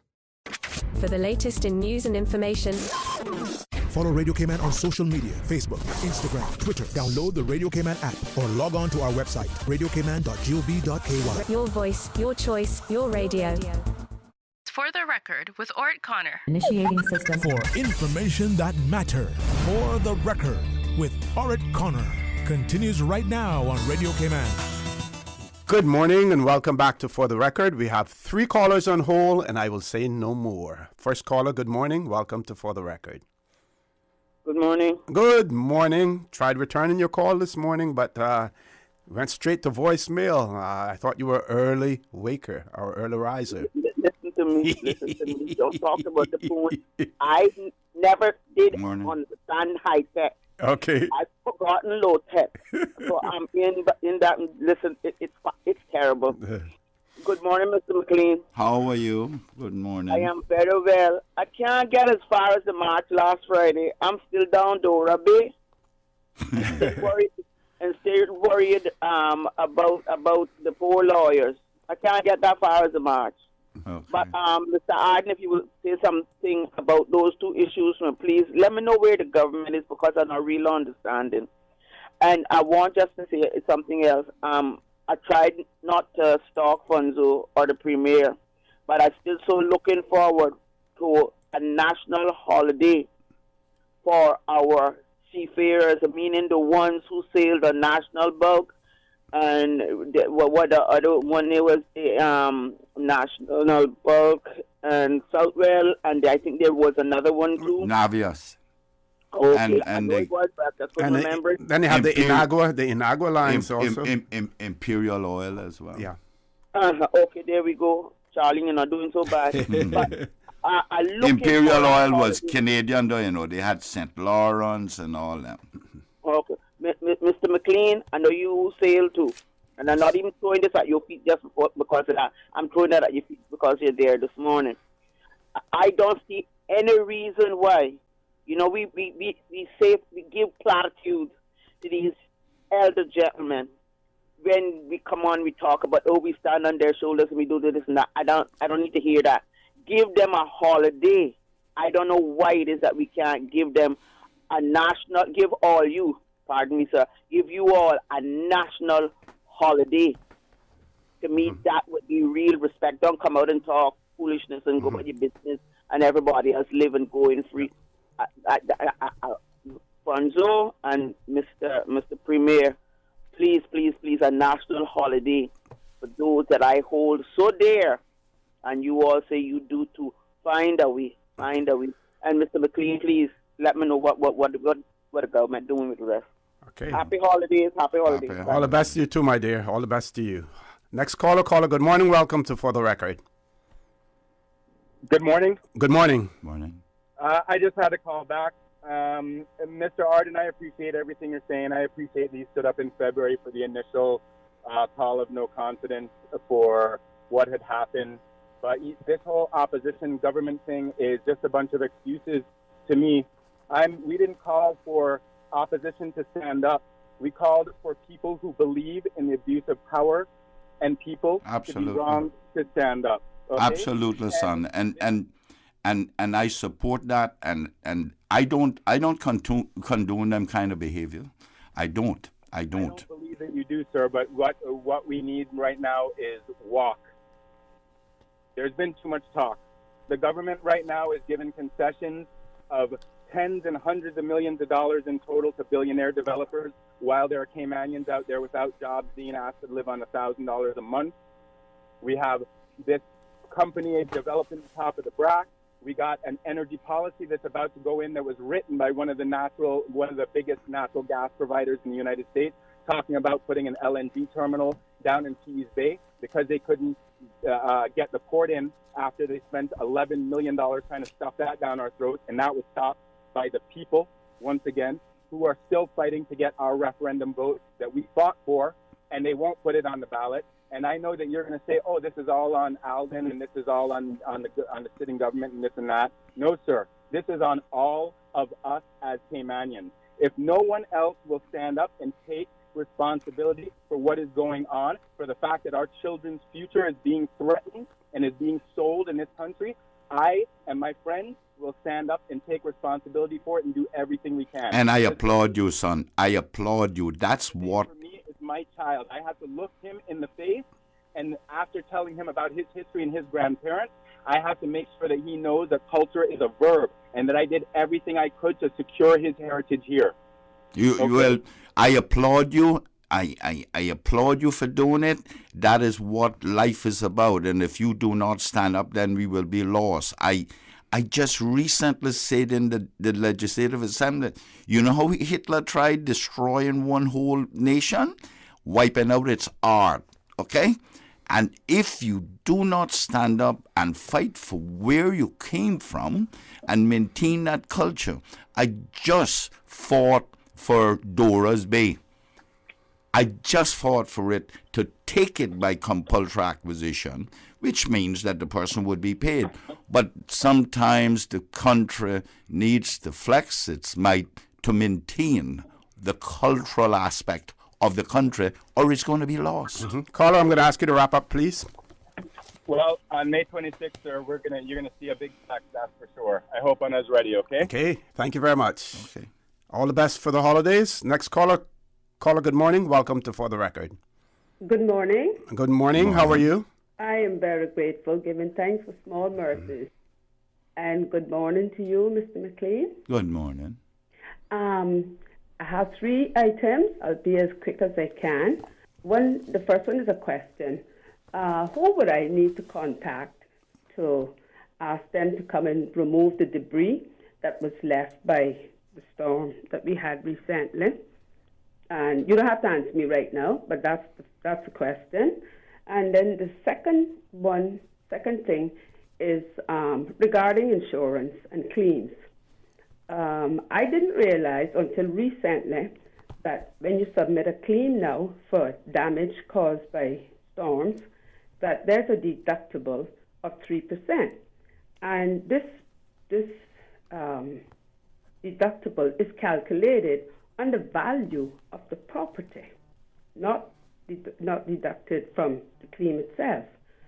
So I was wondering if that is something you would take into consideration to have a look at it, maybe bring it to the attention of those that are concerned with it, and have that have some changes made to that, because that is quite steep. And obviously with a tropical storm, you're not going to have as much damage as you would have with a Category 5 hurricane. But nonetheless, when you minus 3% from it, it leaves the deductible might just barely cover your claim, which means you're left with nothing to repair your damages. Then your property is then left in, not the same state that it was before the storm hit. So I don't know how you feel about that. And okay. The third thing. I have to apologize. Didn't tell you that one slipped my memory. So I guess I can lose it on that. But it was something I heard one of the other callers speaking about, and you can always WhatsApp it, and if you. Anyway, I'll add to what your last caller said and to what Mr. McLean replied to him and said. But just to quote the words of President Kennedy, he said, "If you don't stand up for something, you'll fall for anything," and that's probably the biggest problem that's going on here today. Yes, true. Okay. Anyway, with that, I'd like to wish you all the best for the season and be safe. Thank you very much, and all the best to you and your family as well. Okay, so the debris left. Yeah, from the debris property. left from the storm. I thought. OC, help me. The hazard management was coordinating the cleanup process after the storm. That's what the press releases were saying. Okay. That the hazard management was doing it. So I would suggest she call hazard management. They will know better where to direct her. Well, I must say this, and this is basically critical of the government. I don't know if you've been at the Savannah Post Office recently, but that man, you know that a path was cut in between the gas station, the Rubis gas station, the countryside, tore down that huge mango tree that was in the compound where the property where the post office was. And when I went to the post office last week, that vegetative remains were all still there. No one had cut up the remains of that tree or removed anything from that piece of property as well. So that would be my criticism of the government, because I believe that part is government property. It isn't part of the countryside, and nothing was done in that area. Okay. Yeah. She then spoke about the deductible and insurance, home insurance, I think. This is a normal practice in all insurance, whether you have health care, you have car insurance, they all have deductibles attached to them. And I don't know what could be done about that. It's what one negotiates, the percentage that one negotiates. Of course, if you don't negotiate it, there are standard percentages that they do. And that's why people, they like to say you should always watch the fine writing. Yeah, you have to read the fine print. The fine print, yeah. Yeah. And we've always been told, well, your deductible is this amount. Most people have never been told how it is calculated, and maybe now we're discovering that it is calculated as a percentage uninsured value. Yes. And with your rules, with your health care as well, you can go to your outpatient is only this amount. Your deductible is your copay is 20%, which is they just call it a different name, really. And you can only go to outpatient for this amount, and your inpatient is this amount. It's the same thing. You share in the cost of doing all the things. You're only insured up to a certain amount. Okay, we're going to take a commercial break. We have a caller on hold, but rather than having to interrupt the caller to take the commercial break, we take it a minute early, and when we return, we will grab the caller. So please stay tuned for the record. We'll be back shortly. Fidelity Bank would like to thank all essential workers. We salute your efforts and thank you for the sacrifices you've made to keep us all safe. During these challenging times we're facing, our top priority is the health and safety of the communities we serve. And while it's true that things are changing rapidly every day, one thing that will never change is our commitment to giving you the best and sound financial solutions to help you during and after the coronavirus pandemic. At Fidelity Bank, our focus will always be you. Fidelity, we're good for you. Thinking of getting a hybrid but don't know much about them? Vamped Motors has lots of great reasons why you should choose the new Toyota CHR Hybrid for a new ride. Hybrids save fuel, run cleaner, reduce CO2 emissions, and even recharge their batteries while being driven, so you don't ever have to worry about plugging them in. Plus, the CHR Hybrid is reliable, providing up to 1 million kilometers on the same battery and engine. And its sporty subcompact SUV look makes it fun as well as economical to drive. So stop by Vamped Motors to treat yourself this Christmas to a new fuel-efficient, eco-friendly Toyota CHR, starting from $31,900 while stock lasts. Happy holidays from all of us at Vamped Motors on Walkers Road.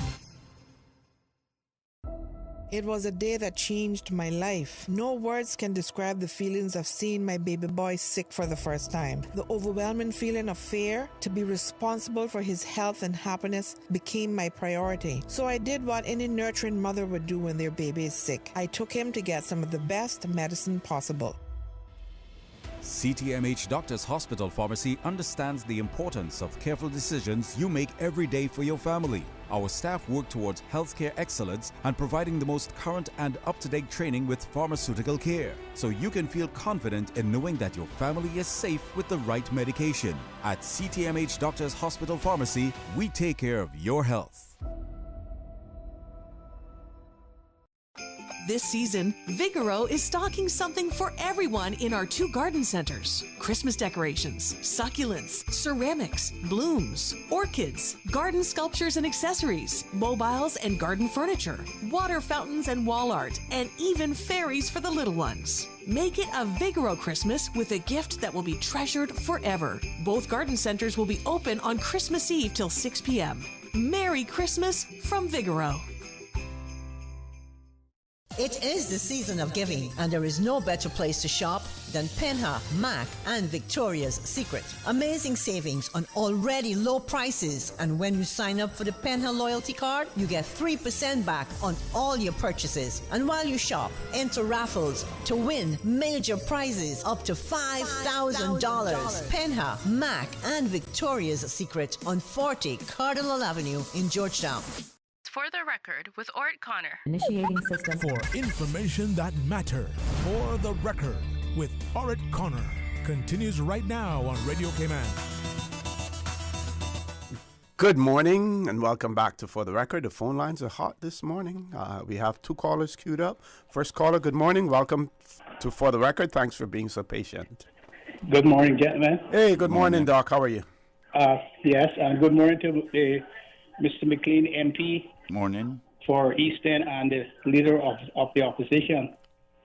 Mr. McLean, I just want to remind you that the outcome of parliamentary discipline and cabinet discipline and the historical conventions of the Constitution has nothing to do with the outcome of a matter in the courts. Of course, you should know that you don't even have a minister or a member of parliament do not even have to reach the point where he has a matter in court for him to resign. Absolutely. It's a matter of convention. Mm-hmm. Absolutely. And you remember the Profumo scandal. Yeah. All of those things. I think just a couple of days ago in England, a cabinet minister had to resign. Doc, if I may, I was thinking whilst we were on the break of the most recent former Speaker of the House of Commons. He got up and backed those guys voting against the government. You remember that? Brexit, yeah.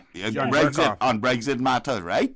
Yeah. And all of a sudden, the next week, he's saying he was retiring from politics. You really think he retired? Of course. So it has nothing. So what happens? Your action in the House or the members' action in the House has nothing to do with what the outcome of the court has to do with the Speaker. That's separated and apart. But I have said that on numerous occasions. It has nothing to do with guilt or innocence, eh?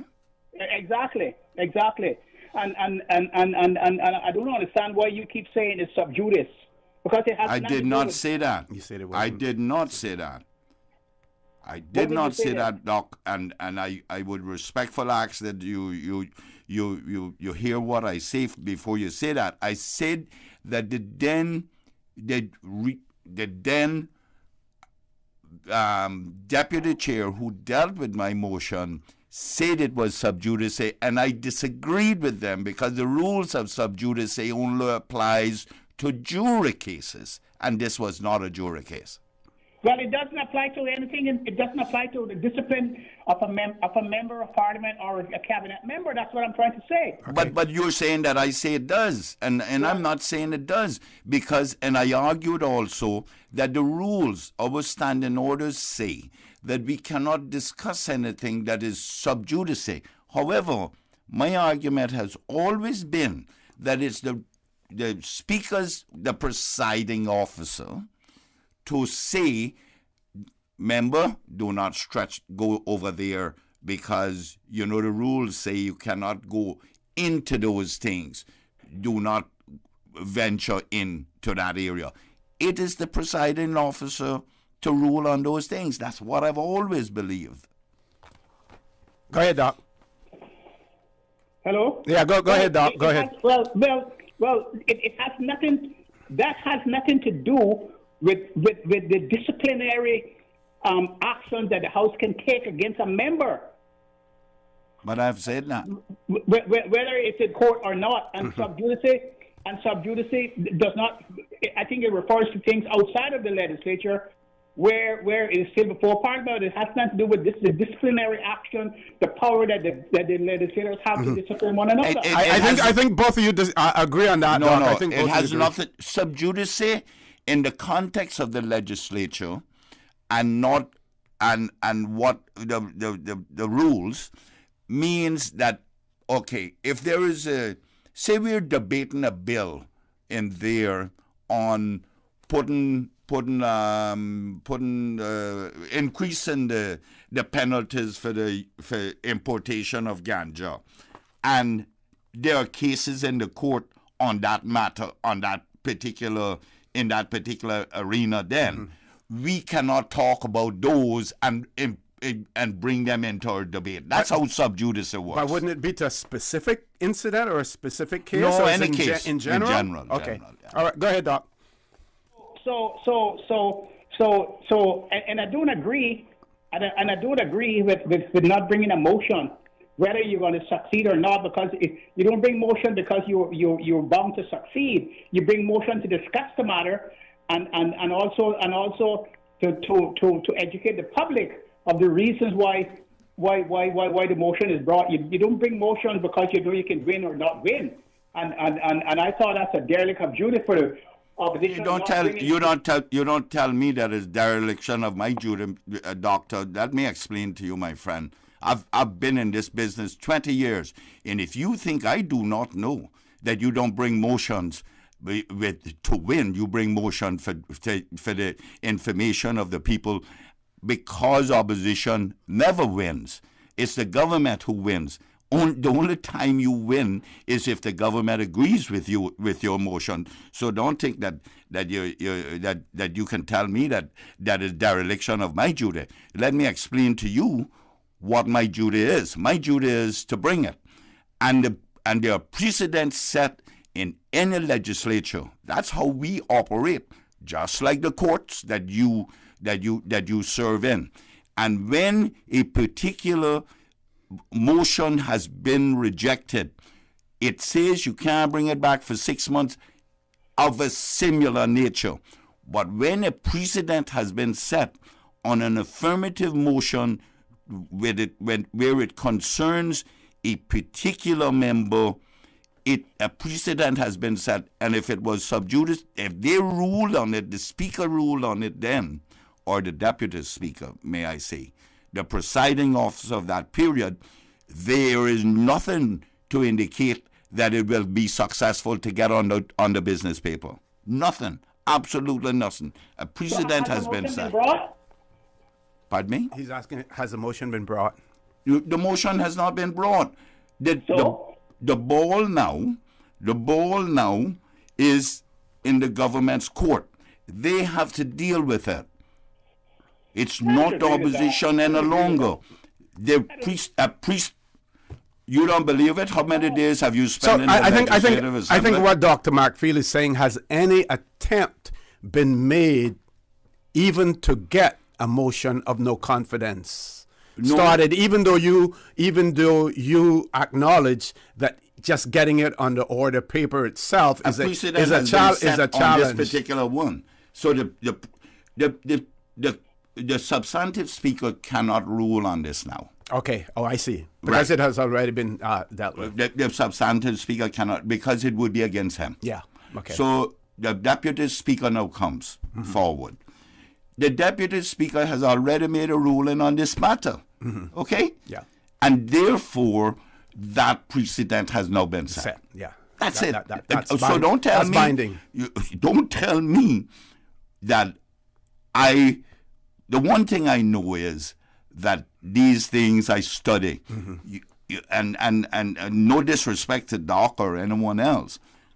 Once that person, that presiding officer, has made a ruling, that ruling stands. Okay. That's why we have to be so careful with it, because Erskine May. We know Erskine May. Rulings are set and precedents are established from them.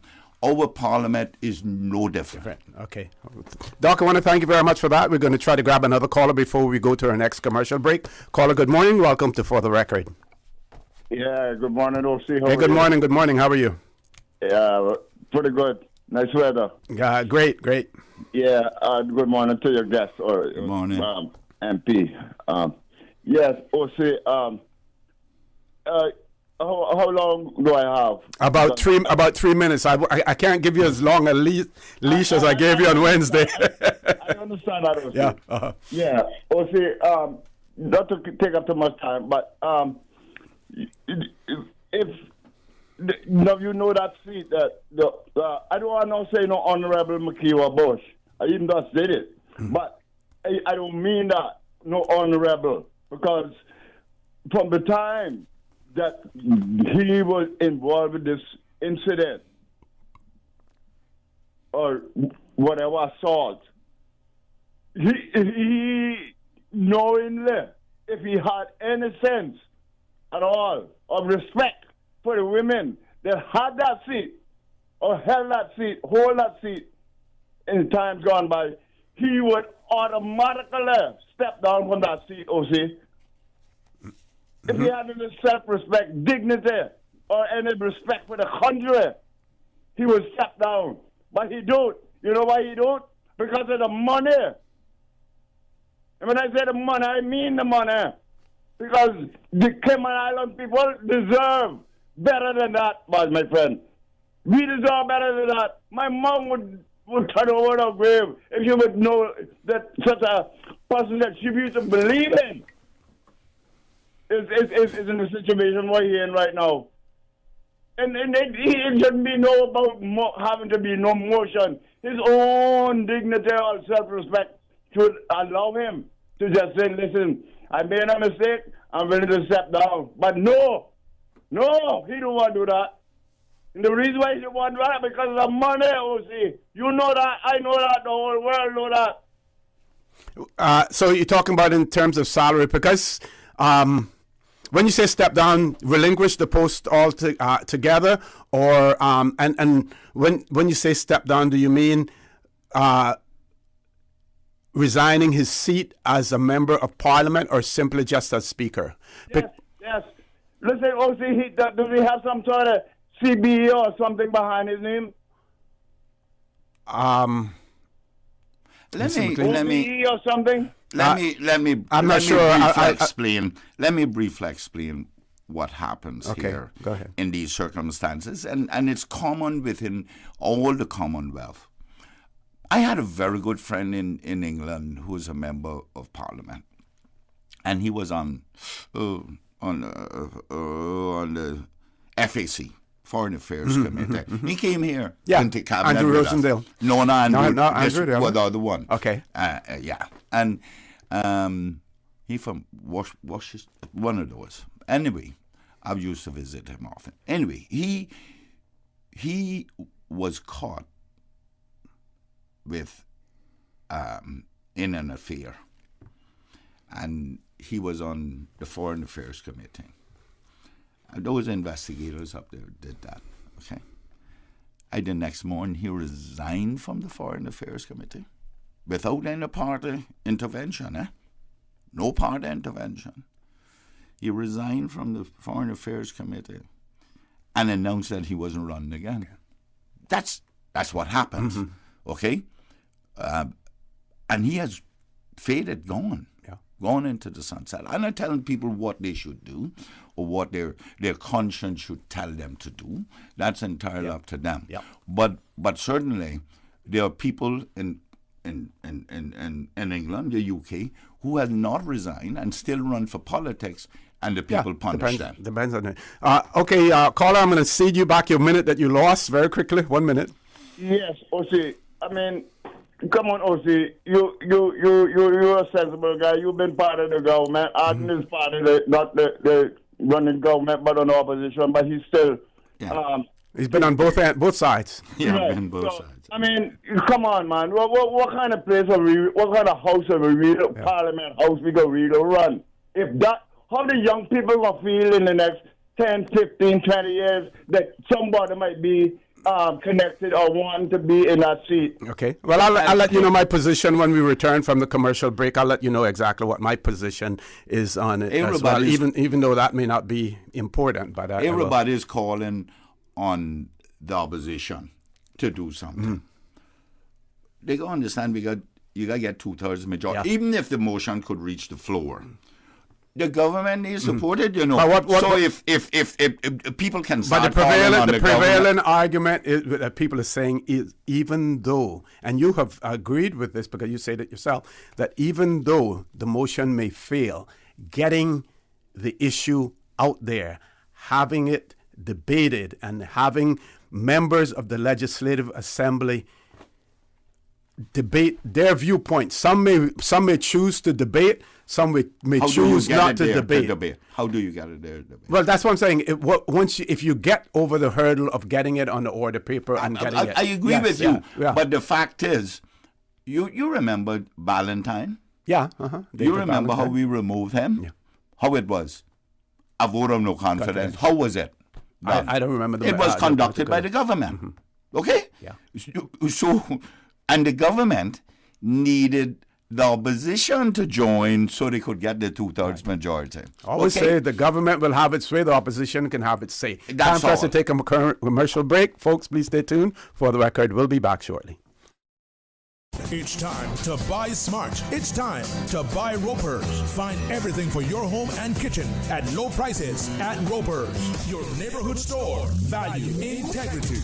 Ropers also offers complete janitorial service for commercial, industrial, and residential. They get the job done right every time.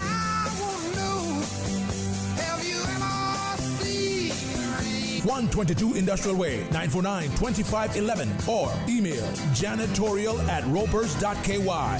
Clean up your spending with Ropers and stay prepared. 949-2511. Ropers, providing products and services for better public health. Green Turtle, modern solutions to get you through the new normal. Download the Green Turtle app now and top up yours or a loved one's phone with any mobile carrier in any destination. Home delivery of laptops, tablets, phones, accessories, and iTunes and major online retailer gift cards. And now, home deliveries of groceries and courier service. Guaranteed delivery within 2 hours from 9 a.m. to 3 p.m. Visit their list of products at greenturtle.ky or download the Green Turtle app today. Green Turtle is not only the future of mobile, but today it can help save a life. Take a ride on the Green Turtle Express today. Download the Green Turtle app, the future of mobile, saving lives today. Fidelity Bank would like to thank all essential workers. We salute your efforts and thank you for the sacrifices you've made to keep us all safe.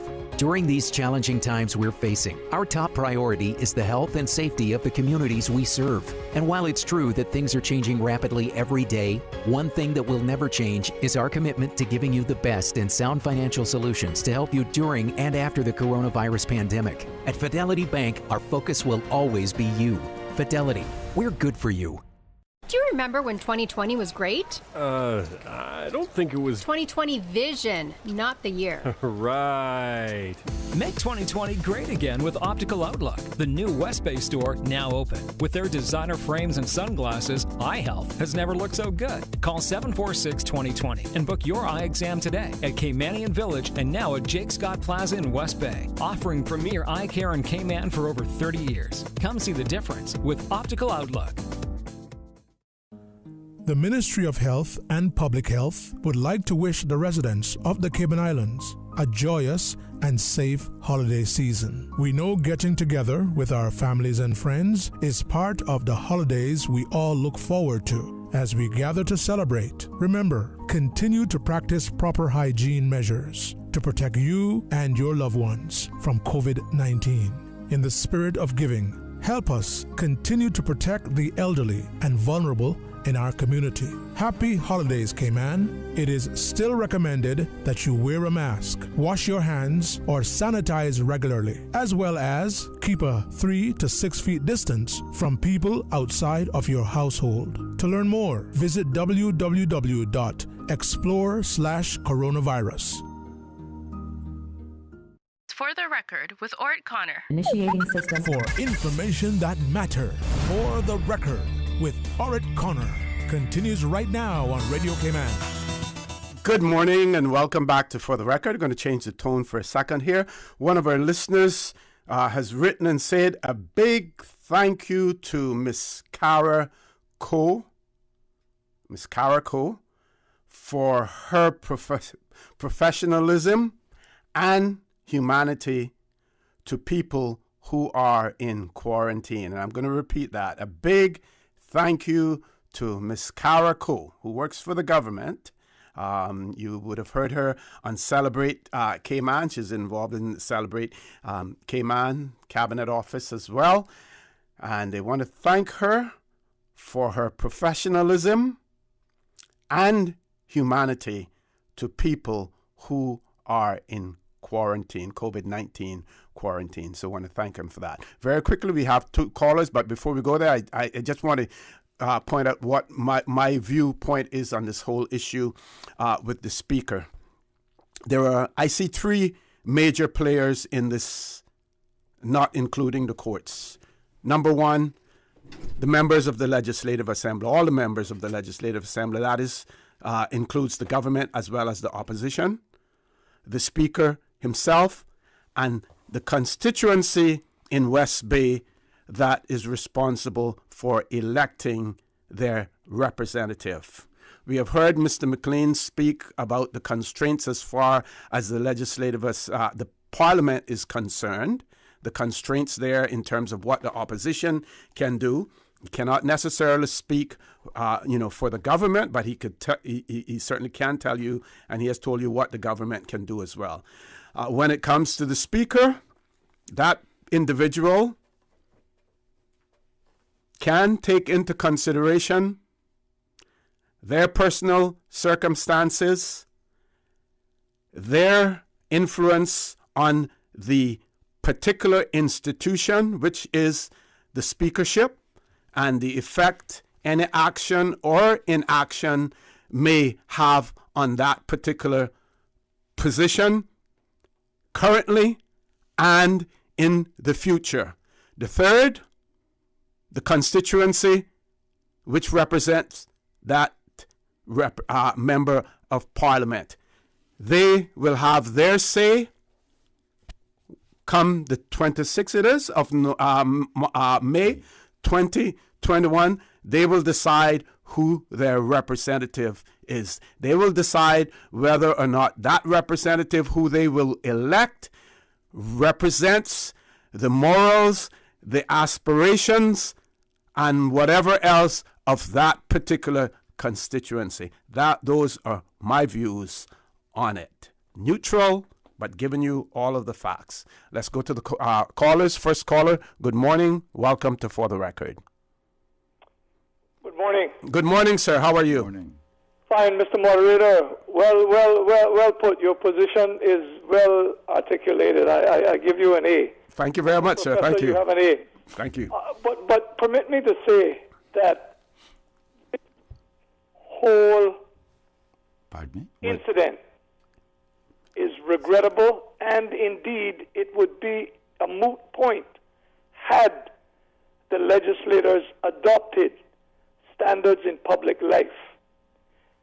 Gilbert and I introduced in 1992, when we were opposition, Lord Nolan's report. And number 4 of the 7 principles he submitted,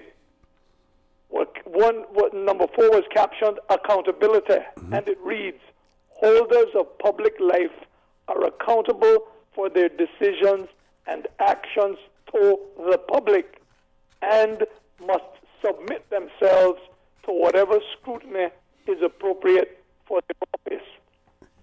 So if members take these things into cognizance, they will realize that there are consequences for their actions and therefore should avoid certain things. I have always said that legislators are a fraternity, and as in all fraternities, there is a code of conduct which, if any of the codes are broken, members are subject to sanction by the members of the fraternity themselves, even before it reaches the public. Okay, and that's in every organization you can think of, from the mafia to the Masonic order. Okay, so I want now to address the leader of the opposition's comment about what they can and cannot do. In bringing a motion of no confidence, the principle is not always to win, because you can't win. If it is against the government, not more than likely will you win. However, the object of the exercise is to so expose the inadequacy, the inefficiency, and the malfeasance of the government that electors will have second thoughts about the government's claim to be fair, honest, and ethical. So you're not going to win, but you're going to expose. And if you win, that is a bonus. Thank heavens. Roy. You can't sit back and say, well, we can't bring it because we're not going to win. Roy. Of course the government's not going to vote for you. Roy. Because if the government would vote, they'd be voting to bring down themselves. And they're not going to do that. Roy. Likely. Roy. The ultimate objective lies, the ultimate decision, lies in the court of public opinion.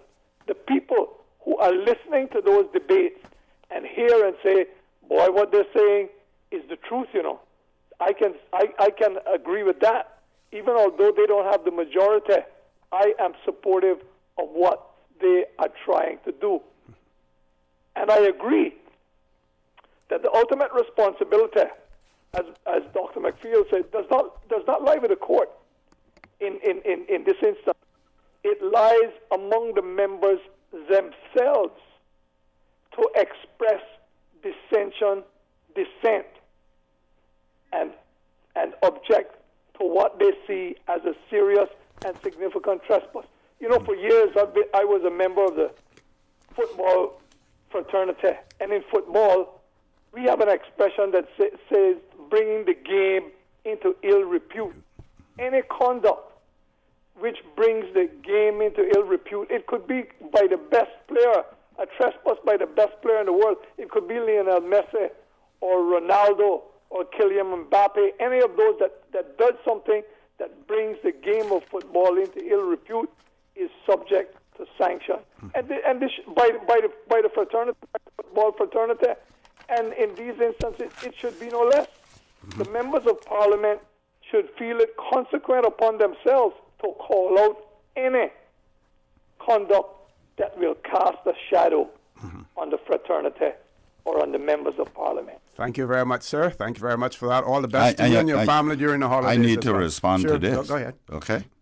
Go ahead. We're going to go to a break in a minute, so I don't know. Well, whether it's a break or not, I am going to respond to this because he served 16 years there and he knows quite well how the rules are applied.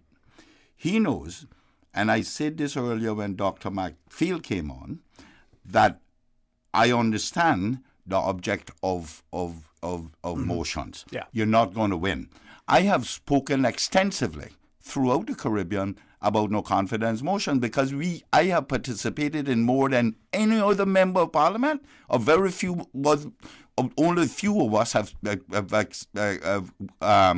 been in more than I have been, or we're equal. Now, it's not to win. Roy, you don't have to beat that in my head. I know that. Okay? Now, you know also that if a motion is now brought, a motion was brought before, and it was ruled on by the presiding officer, who just happened to be the now deputy speaker. You know quite well that this substantive speaker cannot now rule on it because he would have to step aside for the deputy speaker. That's the purpose of a deputy speaker. And you know quite well, if the deputy speaker has already ruled on a similar matter, a precedent has been set. Therefore, you can't do it. You know it's not going to get through. So let's not blame me or the opposition for not doing it, Roy. You know that. unlike Dr. Macfield, who has never been there, you have served 16 years there. You understand these precedents. You understand how this thing works. Now, when the speaker is appointed, here is what the government has to do. When the speaker is appointed, the speaker is nominated by the government or any other committee. The speaker, the government, in this case, the premier, who's appointed first after the election. The ministers get sworn in after that. You know, it's this, and that's the point. Right? Your point that you're making. Well, the point is, OC, that it needs to be explained. Then, when he gets up there and nominates people to go on committees, and including the speaker to sit in that chair, the premier can come back later. But are nominations accepted from the floor as well? Or accepted from the floor. Okay. But the government can come now and say, we are now reversing our decision on that and on appointment of that speaker, nomination, appointment of that speaker, and we are putting so and so up as speaker. That goes to the debate without a substantive motion from the opposition. Okay. It is not going to be accepted. Okay, got you. We have to take a commercial break. Folks, please stay tuned. For the record, we'll be back shortly. It's time to buy smart. It's time to buy Ropers. Find everything for your home and kitchen at low prices. Ropers. Appliances, dishware, bulk foods, and so much more with huge savings. Ropers is stocked for your hurricane supplies. Don't cut back on your needs. Cut back on your spending with Ropers. Your neighborhood store. Value, integrity. Ropers Enterprises. 122 Industrial Way. Call 949-2511. Clean up your spending with Ropers. Ropers, providing products and services for better public health. No, man. My bill seem huge again, and I don't know what to do about it. I gotta look some help. We can help. The Ministry of Commerce, Planning and Infrastructure has teamed up with CUC to give you the chance to win a home energy makeover worth up to $20,000. Not only will this lower your utility bills, it will increase your home's value. We are also giving away 8 home energy audits worth up to $1,900 each. Open to all homeowners in Grand Cayman. Entry is now open via www.energy.gov.ky/competition. Proudly sponsored by CEL Cooling, Mitsubishi, Phone Pros, Cooling Pros, and more. Use less, save more. Enter today. I grew up in a Canadian village with a general store that had just about anything you could ever need. That's what I'm reminded of every time I go into West Bay Pharmacy. It's not just because it's well stocked with necessities and oddities, but also because it's like our community hub. The staff treat customers like friends. Ron and the team of pharmacists have kept my family patched up and flu-free for years, and there are usually a few good laughs mixed in. They are truly taking care of my health and my family's health. West Bay Pharmacy is the very best of Cayman kind. Kirk Freeport's $40,000 Christmas sweepstakes is back. Spend $100 on your favorite Kirk Freeport store, and you could win one of 3 $5,000 cash prizes or one of 5 $1,000 cash prizes. All purchases of $100 before noon on Christmas Eve qualify for all remaining prize draws. There will be the annual Rolex watch prize draw on January 4th and loads of other great prizes. Our small boxes give big surprises and a Christmas full of great prizes. Full details on KirkFreeport.com. Merry Christmas from everyone at Kirk Freeport. Fat Chance, featuring Harriet Vassal as Ma, Giovanni Ebanks as Dexter, Giselle Webb as Corrine, Patrick Lopez as Buddy, Priscilla Pucci as Wiggy, Isaac Rankin as Mr. Fredericks, Jaron Carter as Frederick, Leroy Holness as Wiggy's date, and Radio Cayman's Susan as Mrs. Stanton. Fat Chance. Don't miss Fat Chance on Radio Cayman every Wednesday night at 7:30 p.m. until December 23rd, with a repeat of each week's episode airing every Saturday at 6:45 p.m. beginning on November 21st and ending on December 26th. A CNCF production, sponsored by Radio Cayman. For the record, with Ort Connor. Initiating system. For information that matters. For the record, with Ort Connor. Continues right now on Radio Cayman. Good morning and welcome back to For the Record. We're on the last leg of the show for 2020. We have 2 final calls for the morning, closing off the phone line. So these 2 calls will be the last because we have to give Mr. McLean an opportunity for some final comments to the people of the Cayman Islands on Radio Cayman on For the Record. And I have to have my little speech as well. So let's take the callers. First caller, good morning. Welcome to For the Record. Good morning, caller. Good morning. Good morning. Good morning. Go right ahead.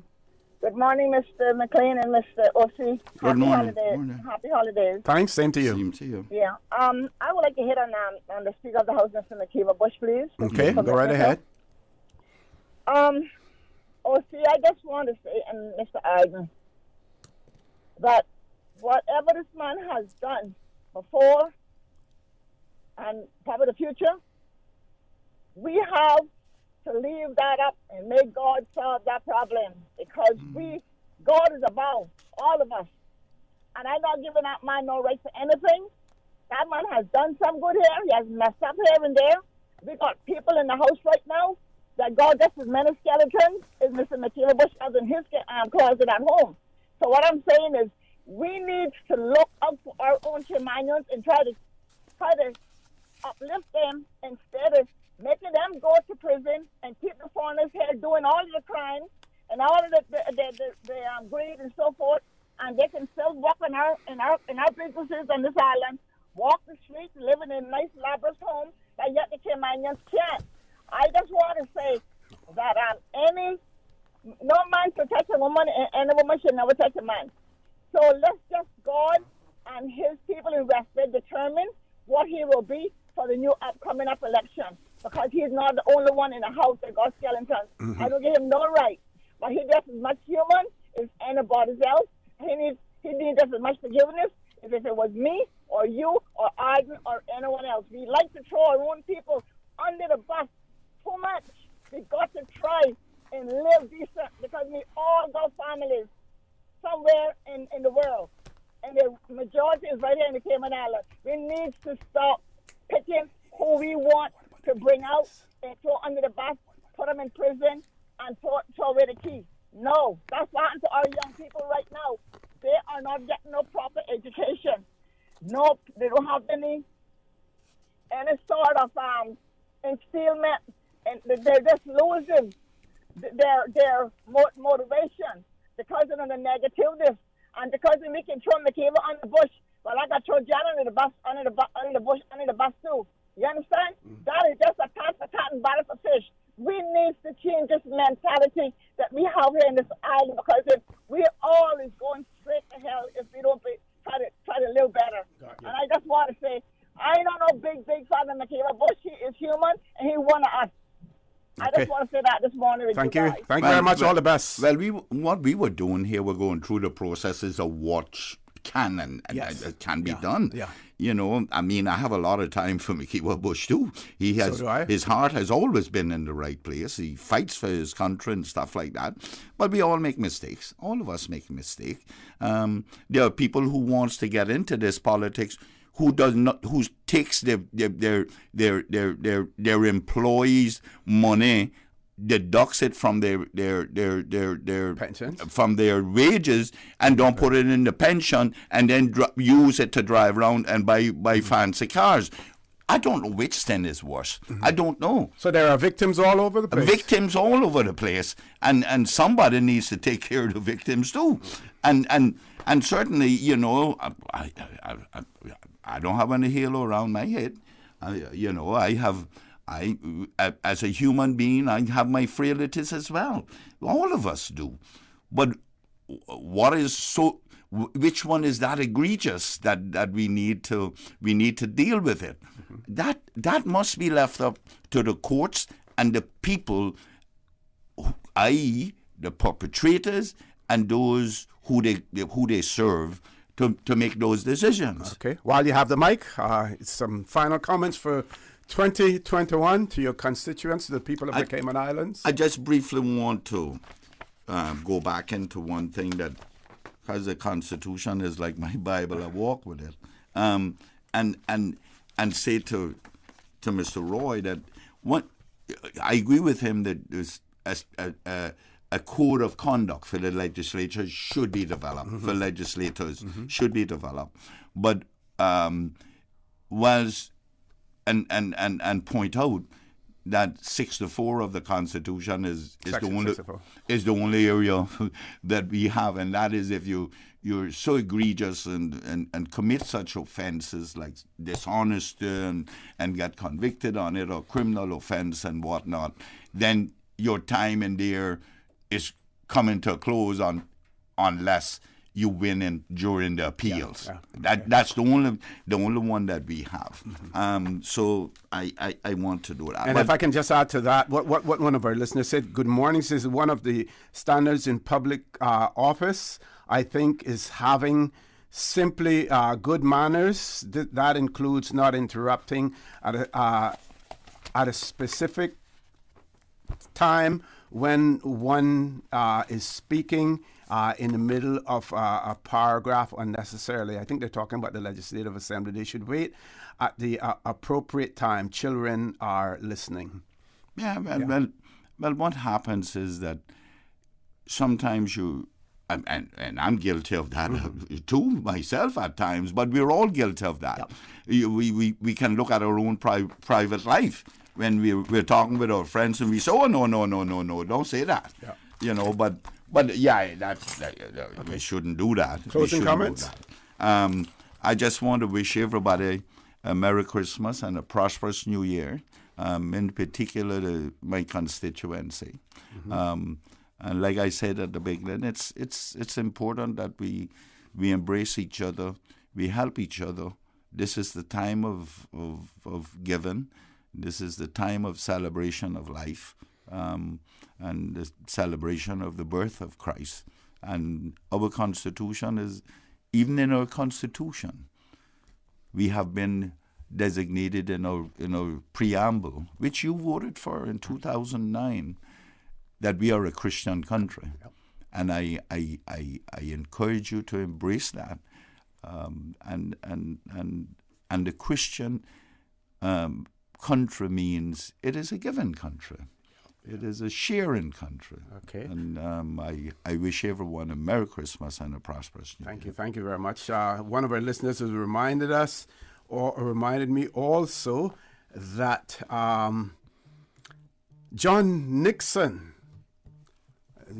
John, Eldon, Reggie, Kirky, all brothers, they were big into gigs and stuff like that too. And they point out that John and Leslie were some of the best gig makers in Georgetown as well. I also want to say to our Caymanian friends, or all of our Caymanians, those who share our Caymanian history as well, that picture in the Tradewinds newspaper of the 29th of December 1966 showing the Christmas serenaders. I've seen on some posts people asking who's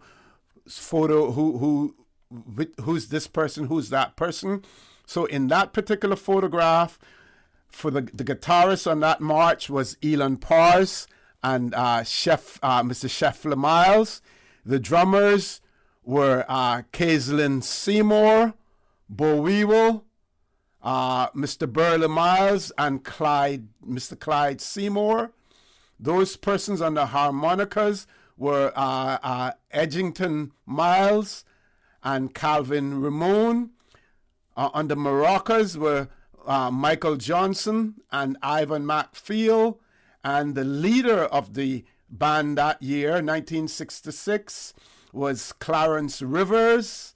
The vocal supporters were Norman Bodden, J.D. Martin, George Bodden, and Dan Stewart as well. Wow. So, can you imagine? Those are all the names on there. I know 99% of them. Yep. Well, folks, I want to thank you for all the support that you've given for the record for the year 2000. It has been a challenging year for everyone, not only here in the Cayman Islands, but throughout the world. But I hope and I trust that For the Record has brought issues to the fore, that we have given you an opportunity to express your views. We need to remember that while we may disagree. We don't necessarily have to be disagreeable, and we hope and we trust that we will carry those morals and principles on to 2021 as well. I hope and I trust that everyone has a safe, enjoyable holiday season, and we want to do what many have called upon us to do, to think of those who are less fortunate, and let's look out for those. Many people who have lost their jobs, who do not have an income at this point in time, who will be struggling to pay bills, struggling to have a decent meal on the table on Christmas Day as well. So, folks, I want to thank you for allowing Radio Cayman, and by extension For the Record, into your homes, into your vehicles, as you traverse the busy roads of the Cayman Islands, into your places of work, wherever that may be. I also want to remind you that we are our brothers and our sisters' keepers. There is always someone out there who's less fortunate than we are, and I ask you to extend a helping hand to them. If you can't do that, then I suggest you donate to a worthy charity, because we always want to consider those who need, not necessarily those who want or even those who crave. So I say to you, have a great day. Continue to support your radio station, Radio Cayman. Join Sterling Dwayne Banks at 12:15 for Talk Today. Rejoin me, God's willing, on January 11, 2021. And as usual, we ask the good Lord to bless these three beautiful, wonderful Cayman Islands. For the Record is brought to you by Vamped Motors, the only authorized Ford and Toyota dealership serving the Cayman Islands. Seaboard Marine, with over 35 shipping ports, find your shipping solution by calling 949-4977 or visit seaboardmarine.com for competitive rates. Coca-Cola, available across the Cayman Islands from Tortuga Distributors. Accept no substitutes. Taste the feeling with Coca-Cola. Brand Source Home Gallery, inspiring luxury. And Fidelity Bank. Fidelity, we're good for you. Also brought to you by Ropers Enterprises, 122 Industrial Way. Products and services for better public health. Green Turtle. Take a ride on the Green Turtle Express today. Download the Green Turtle app, the future of mobile, saving lives today. The Ministry of Commerce, Planning and Infrastructure, and by West Bay Pharmacy, taking care of your health. Today's biggest news. Radio Cayman. It's only two species that we have, on the island.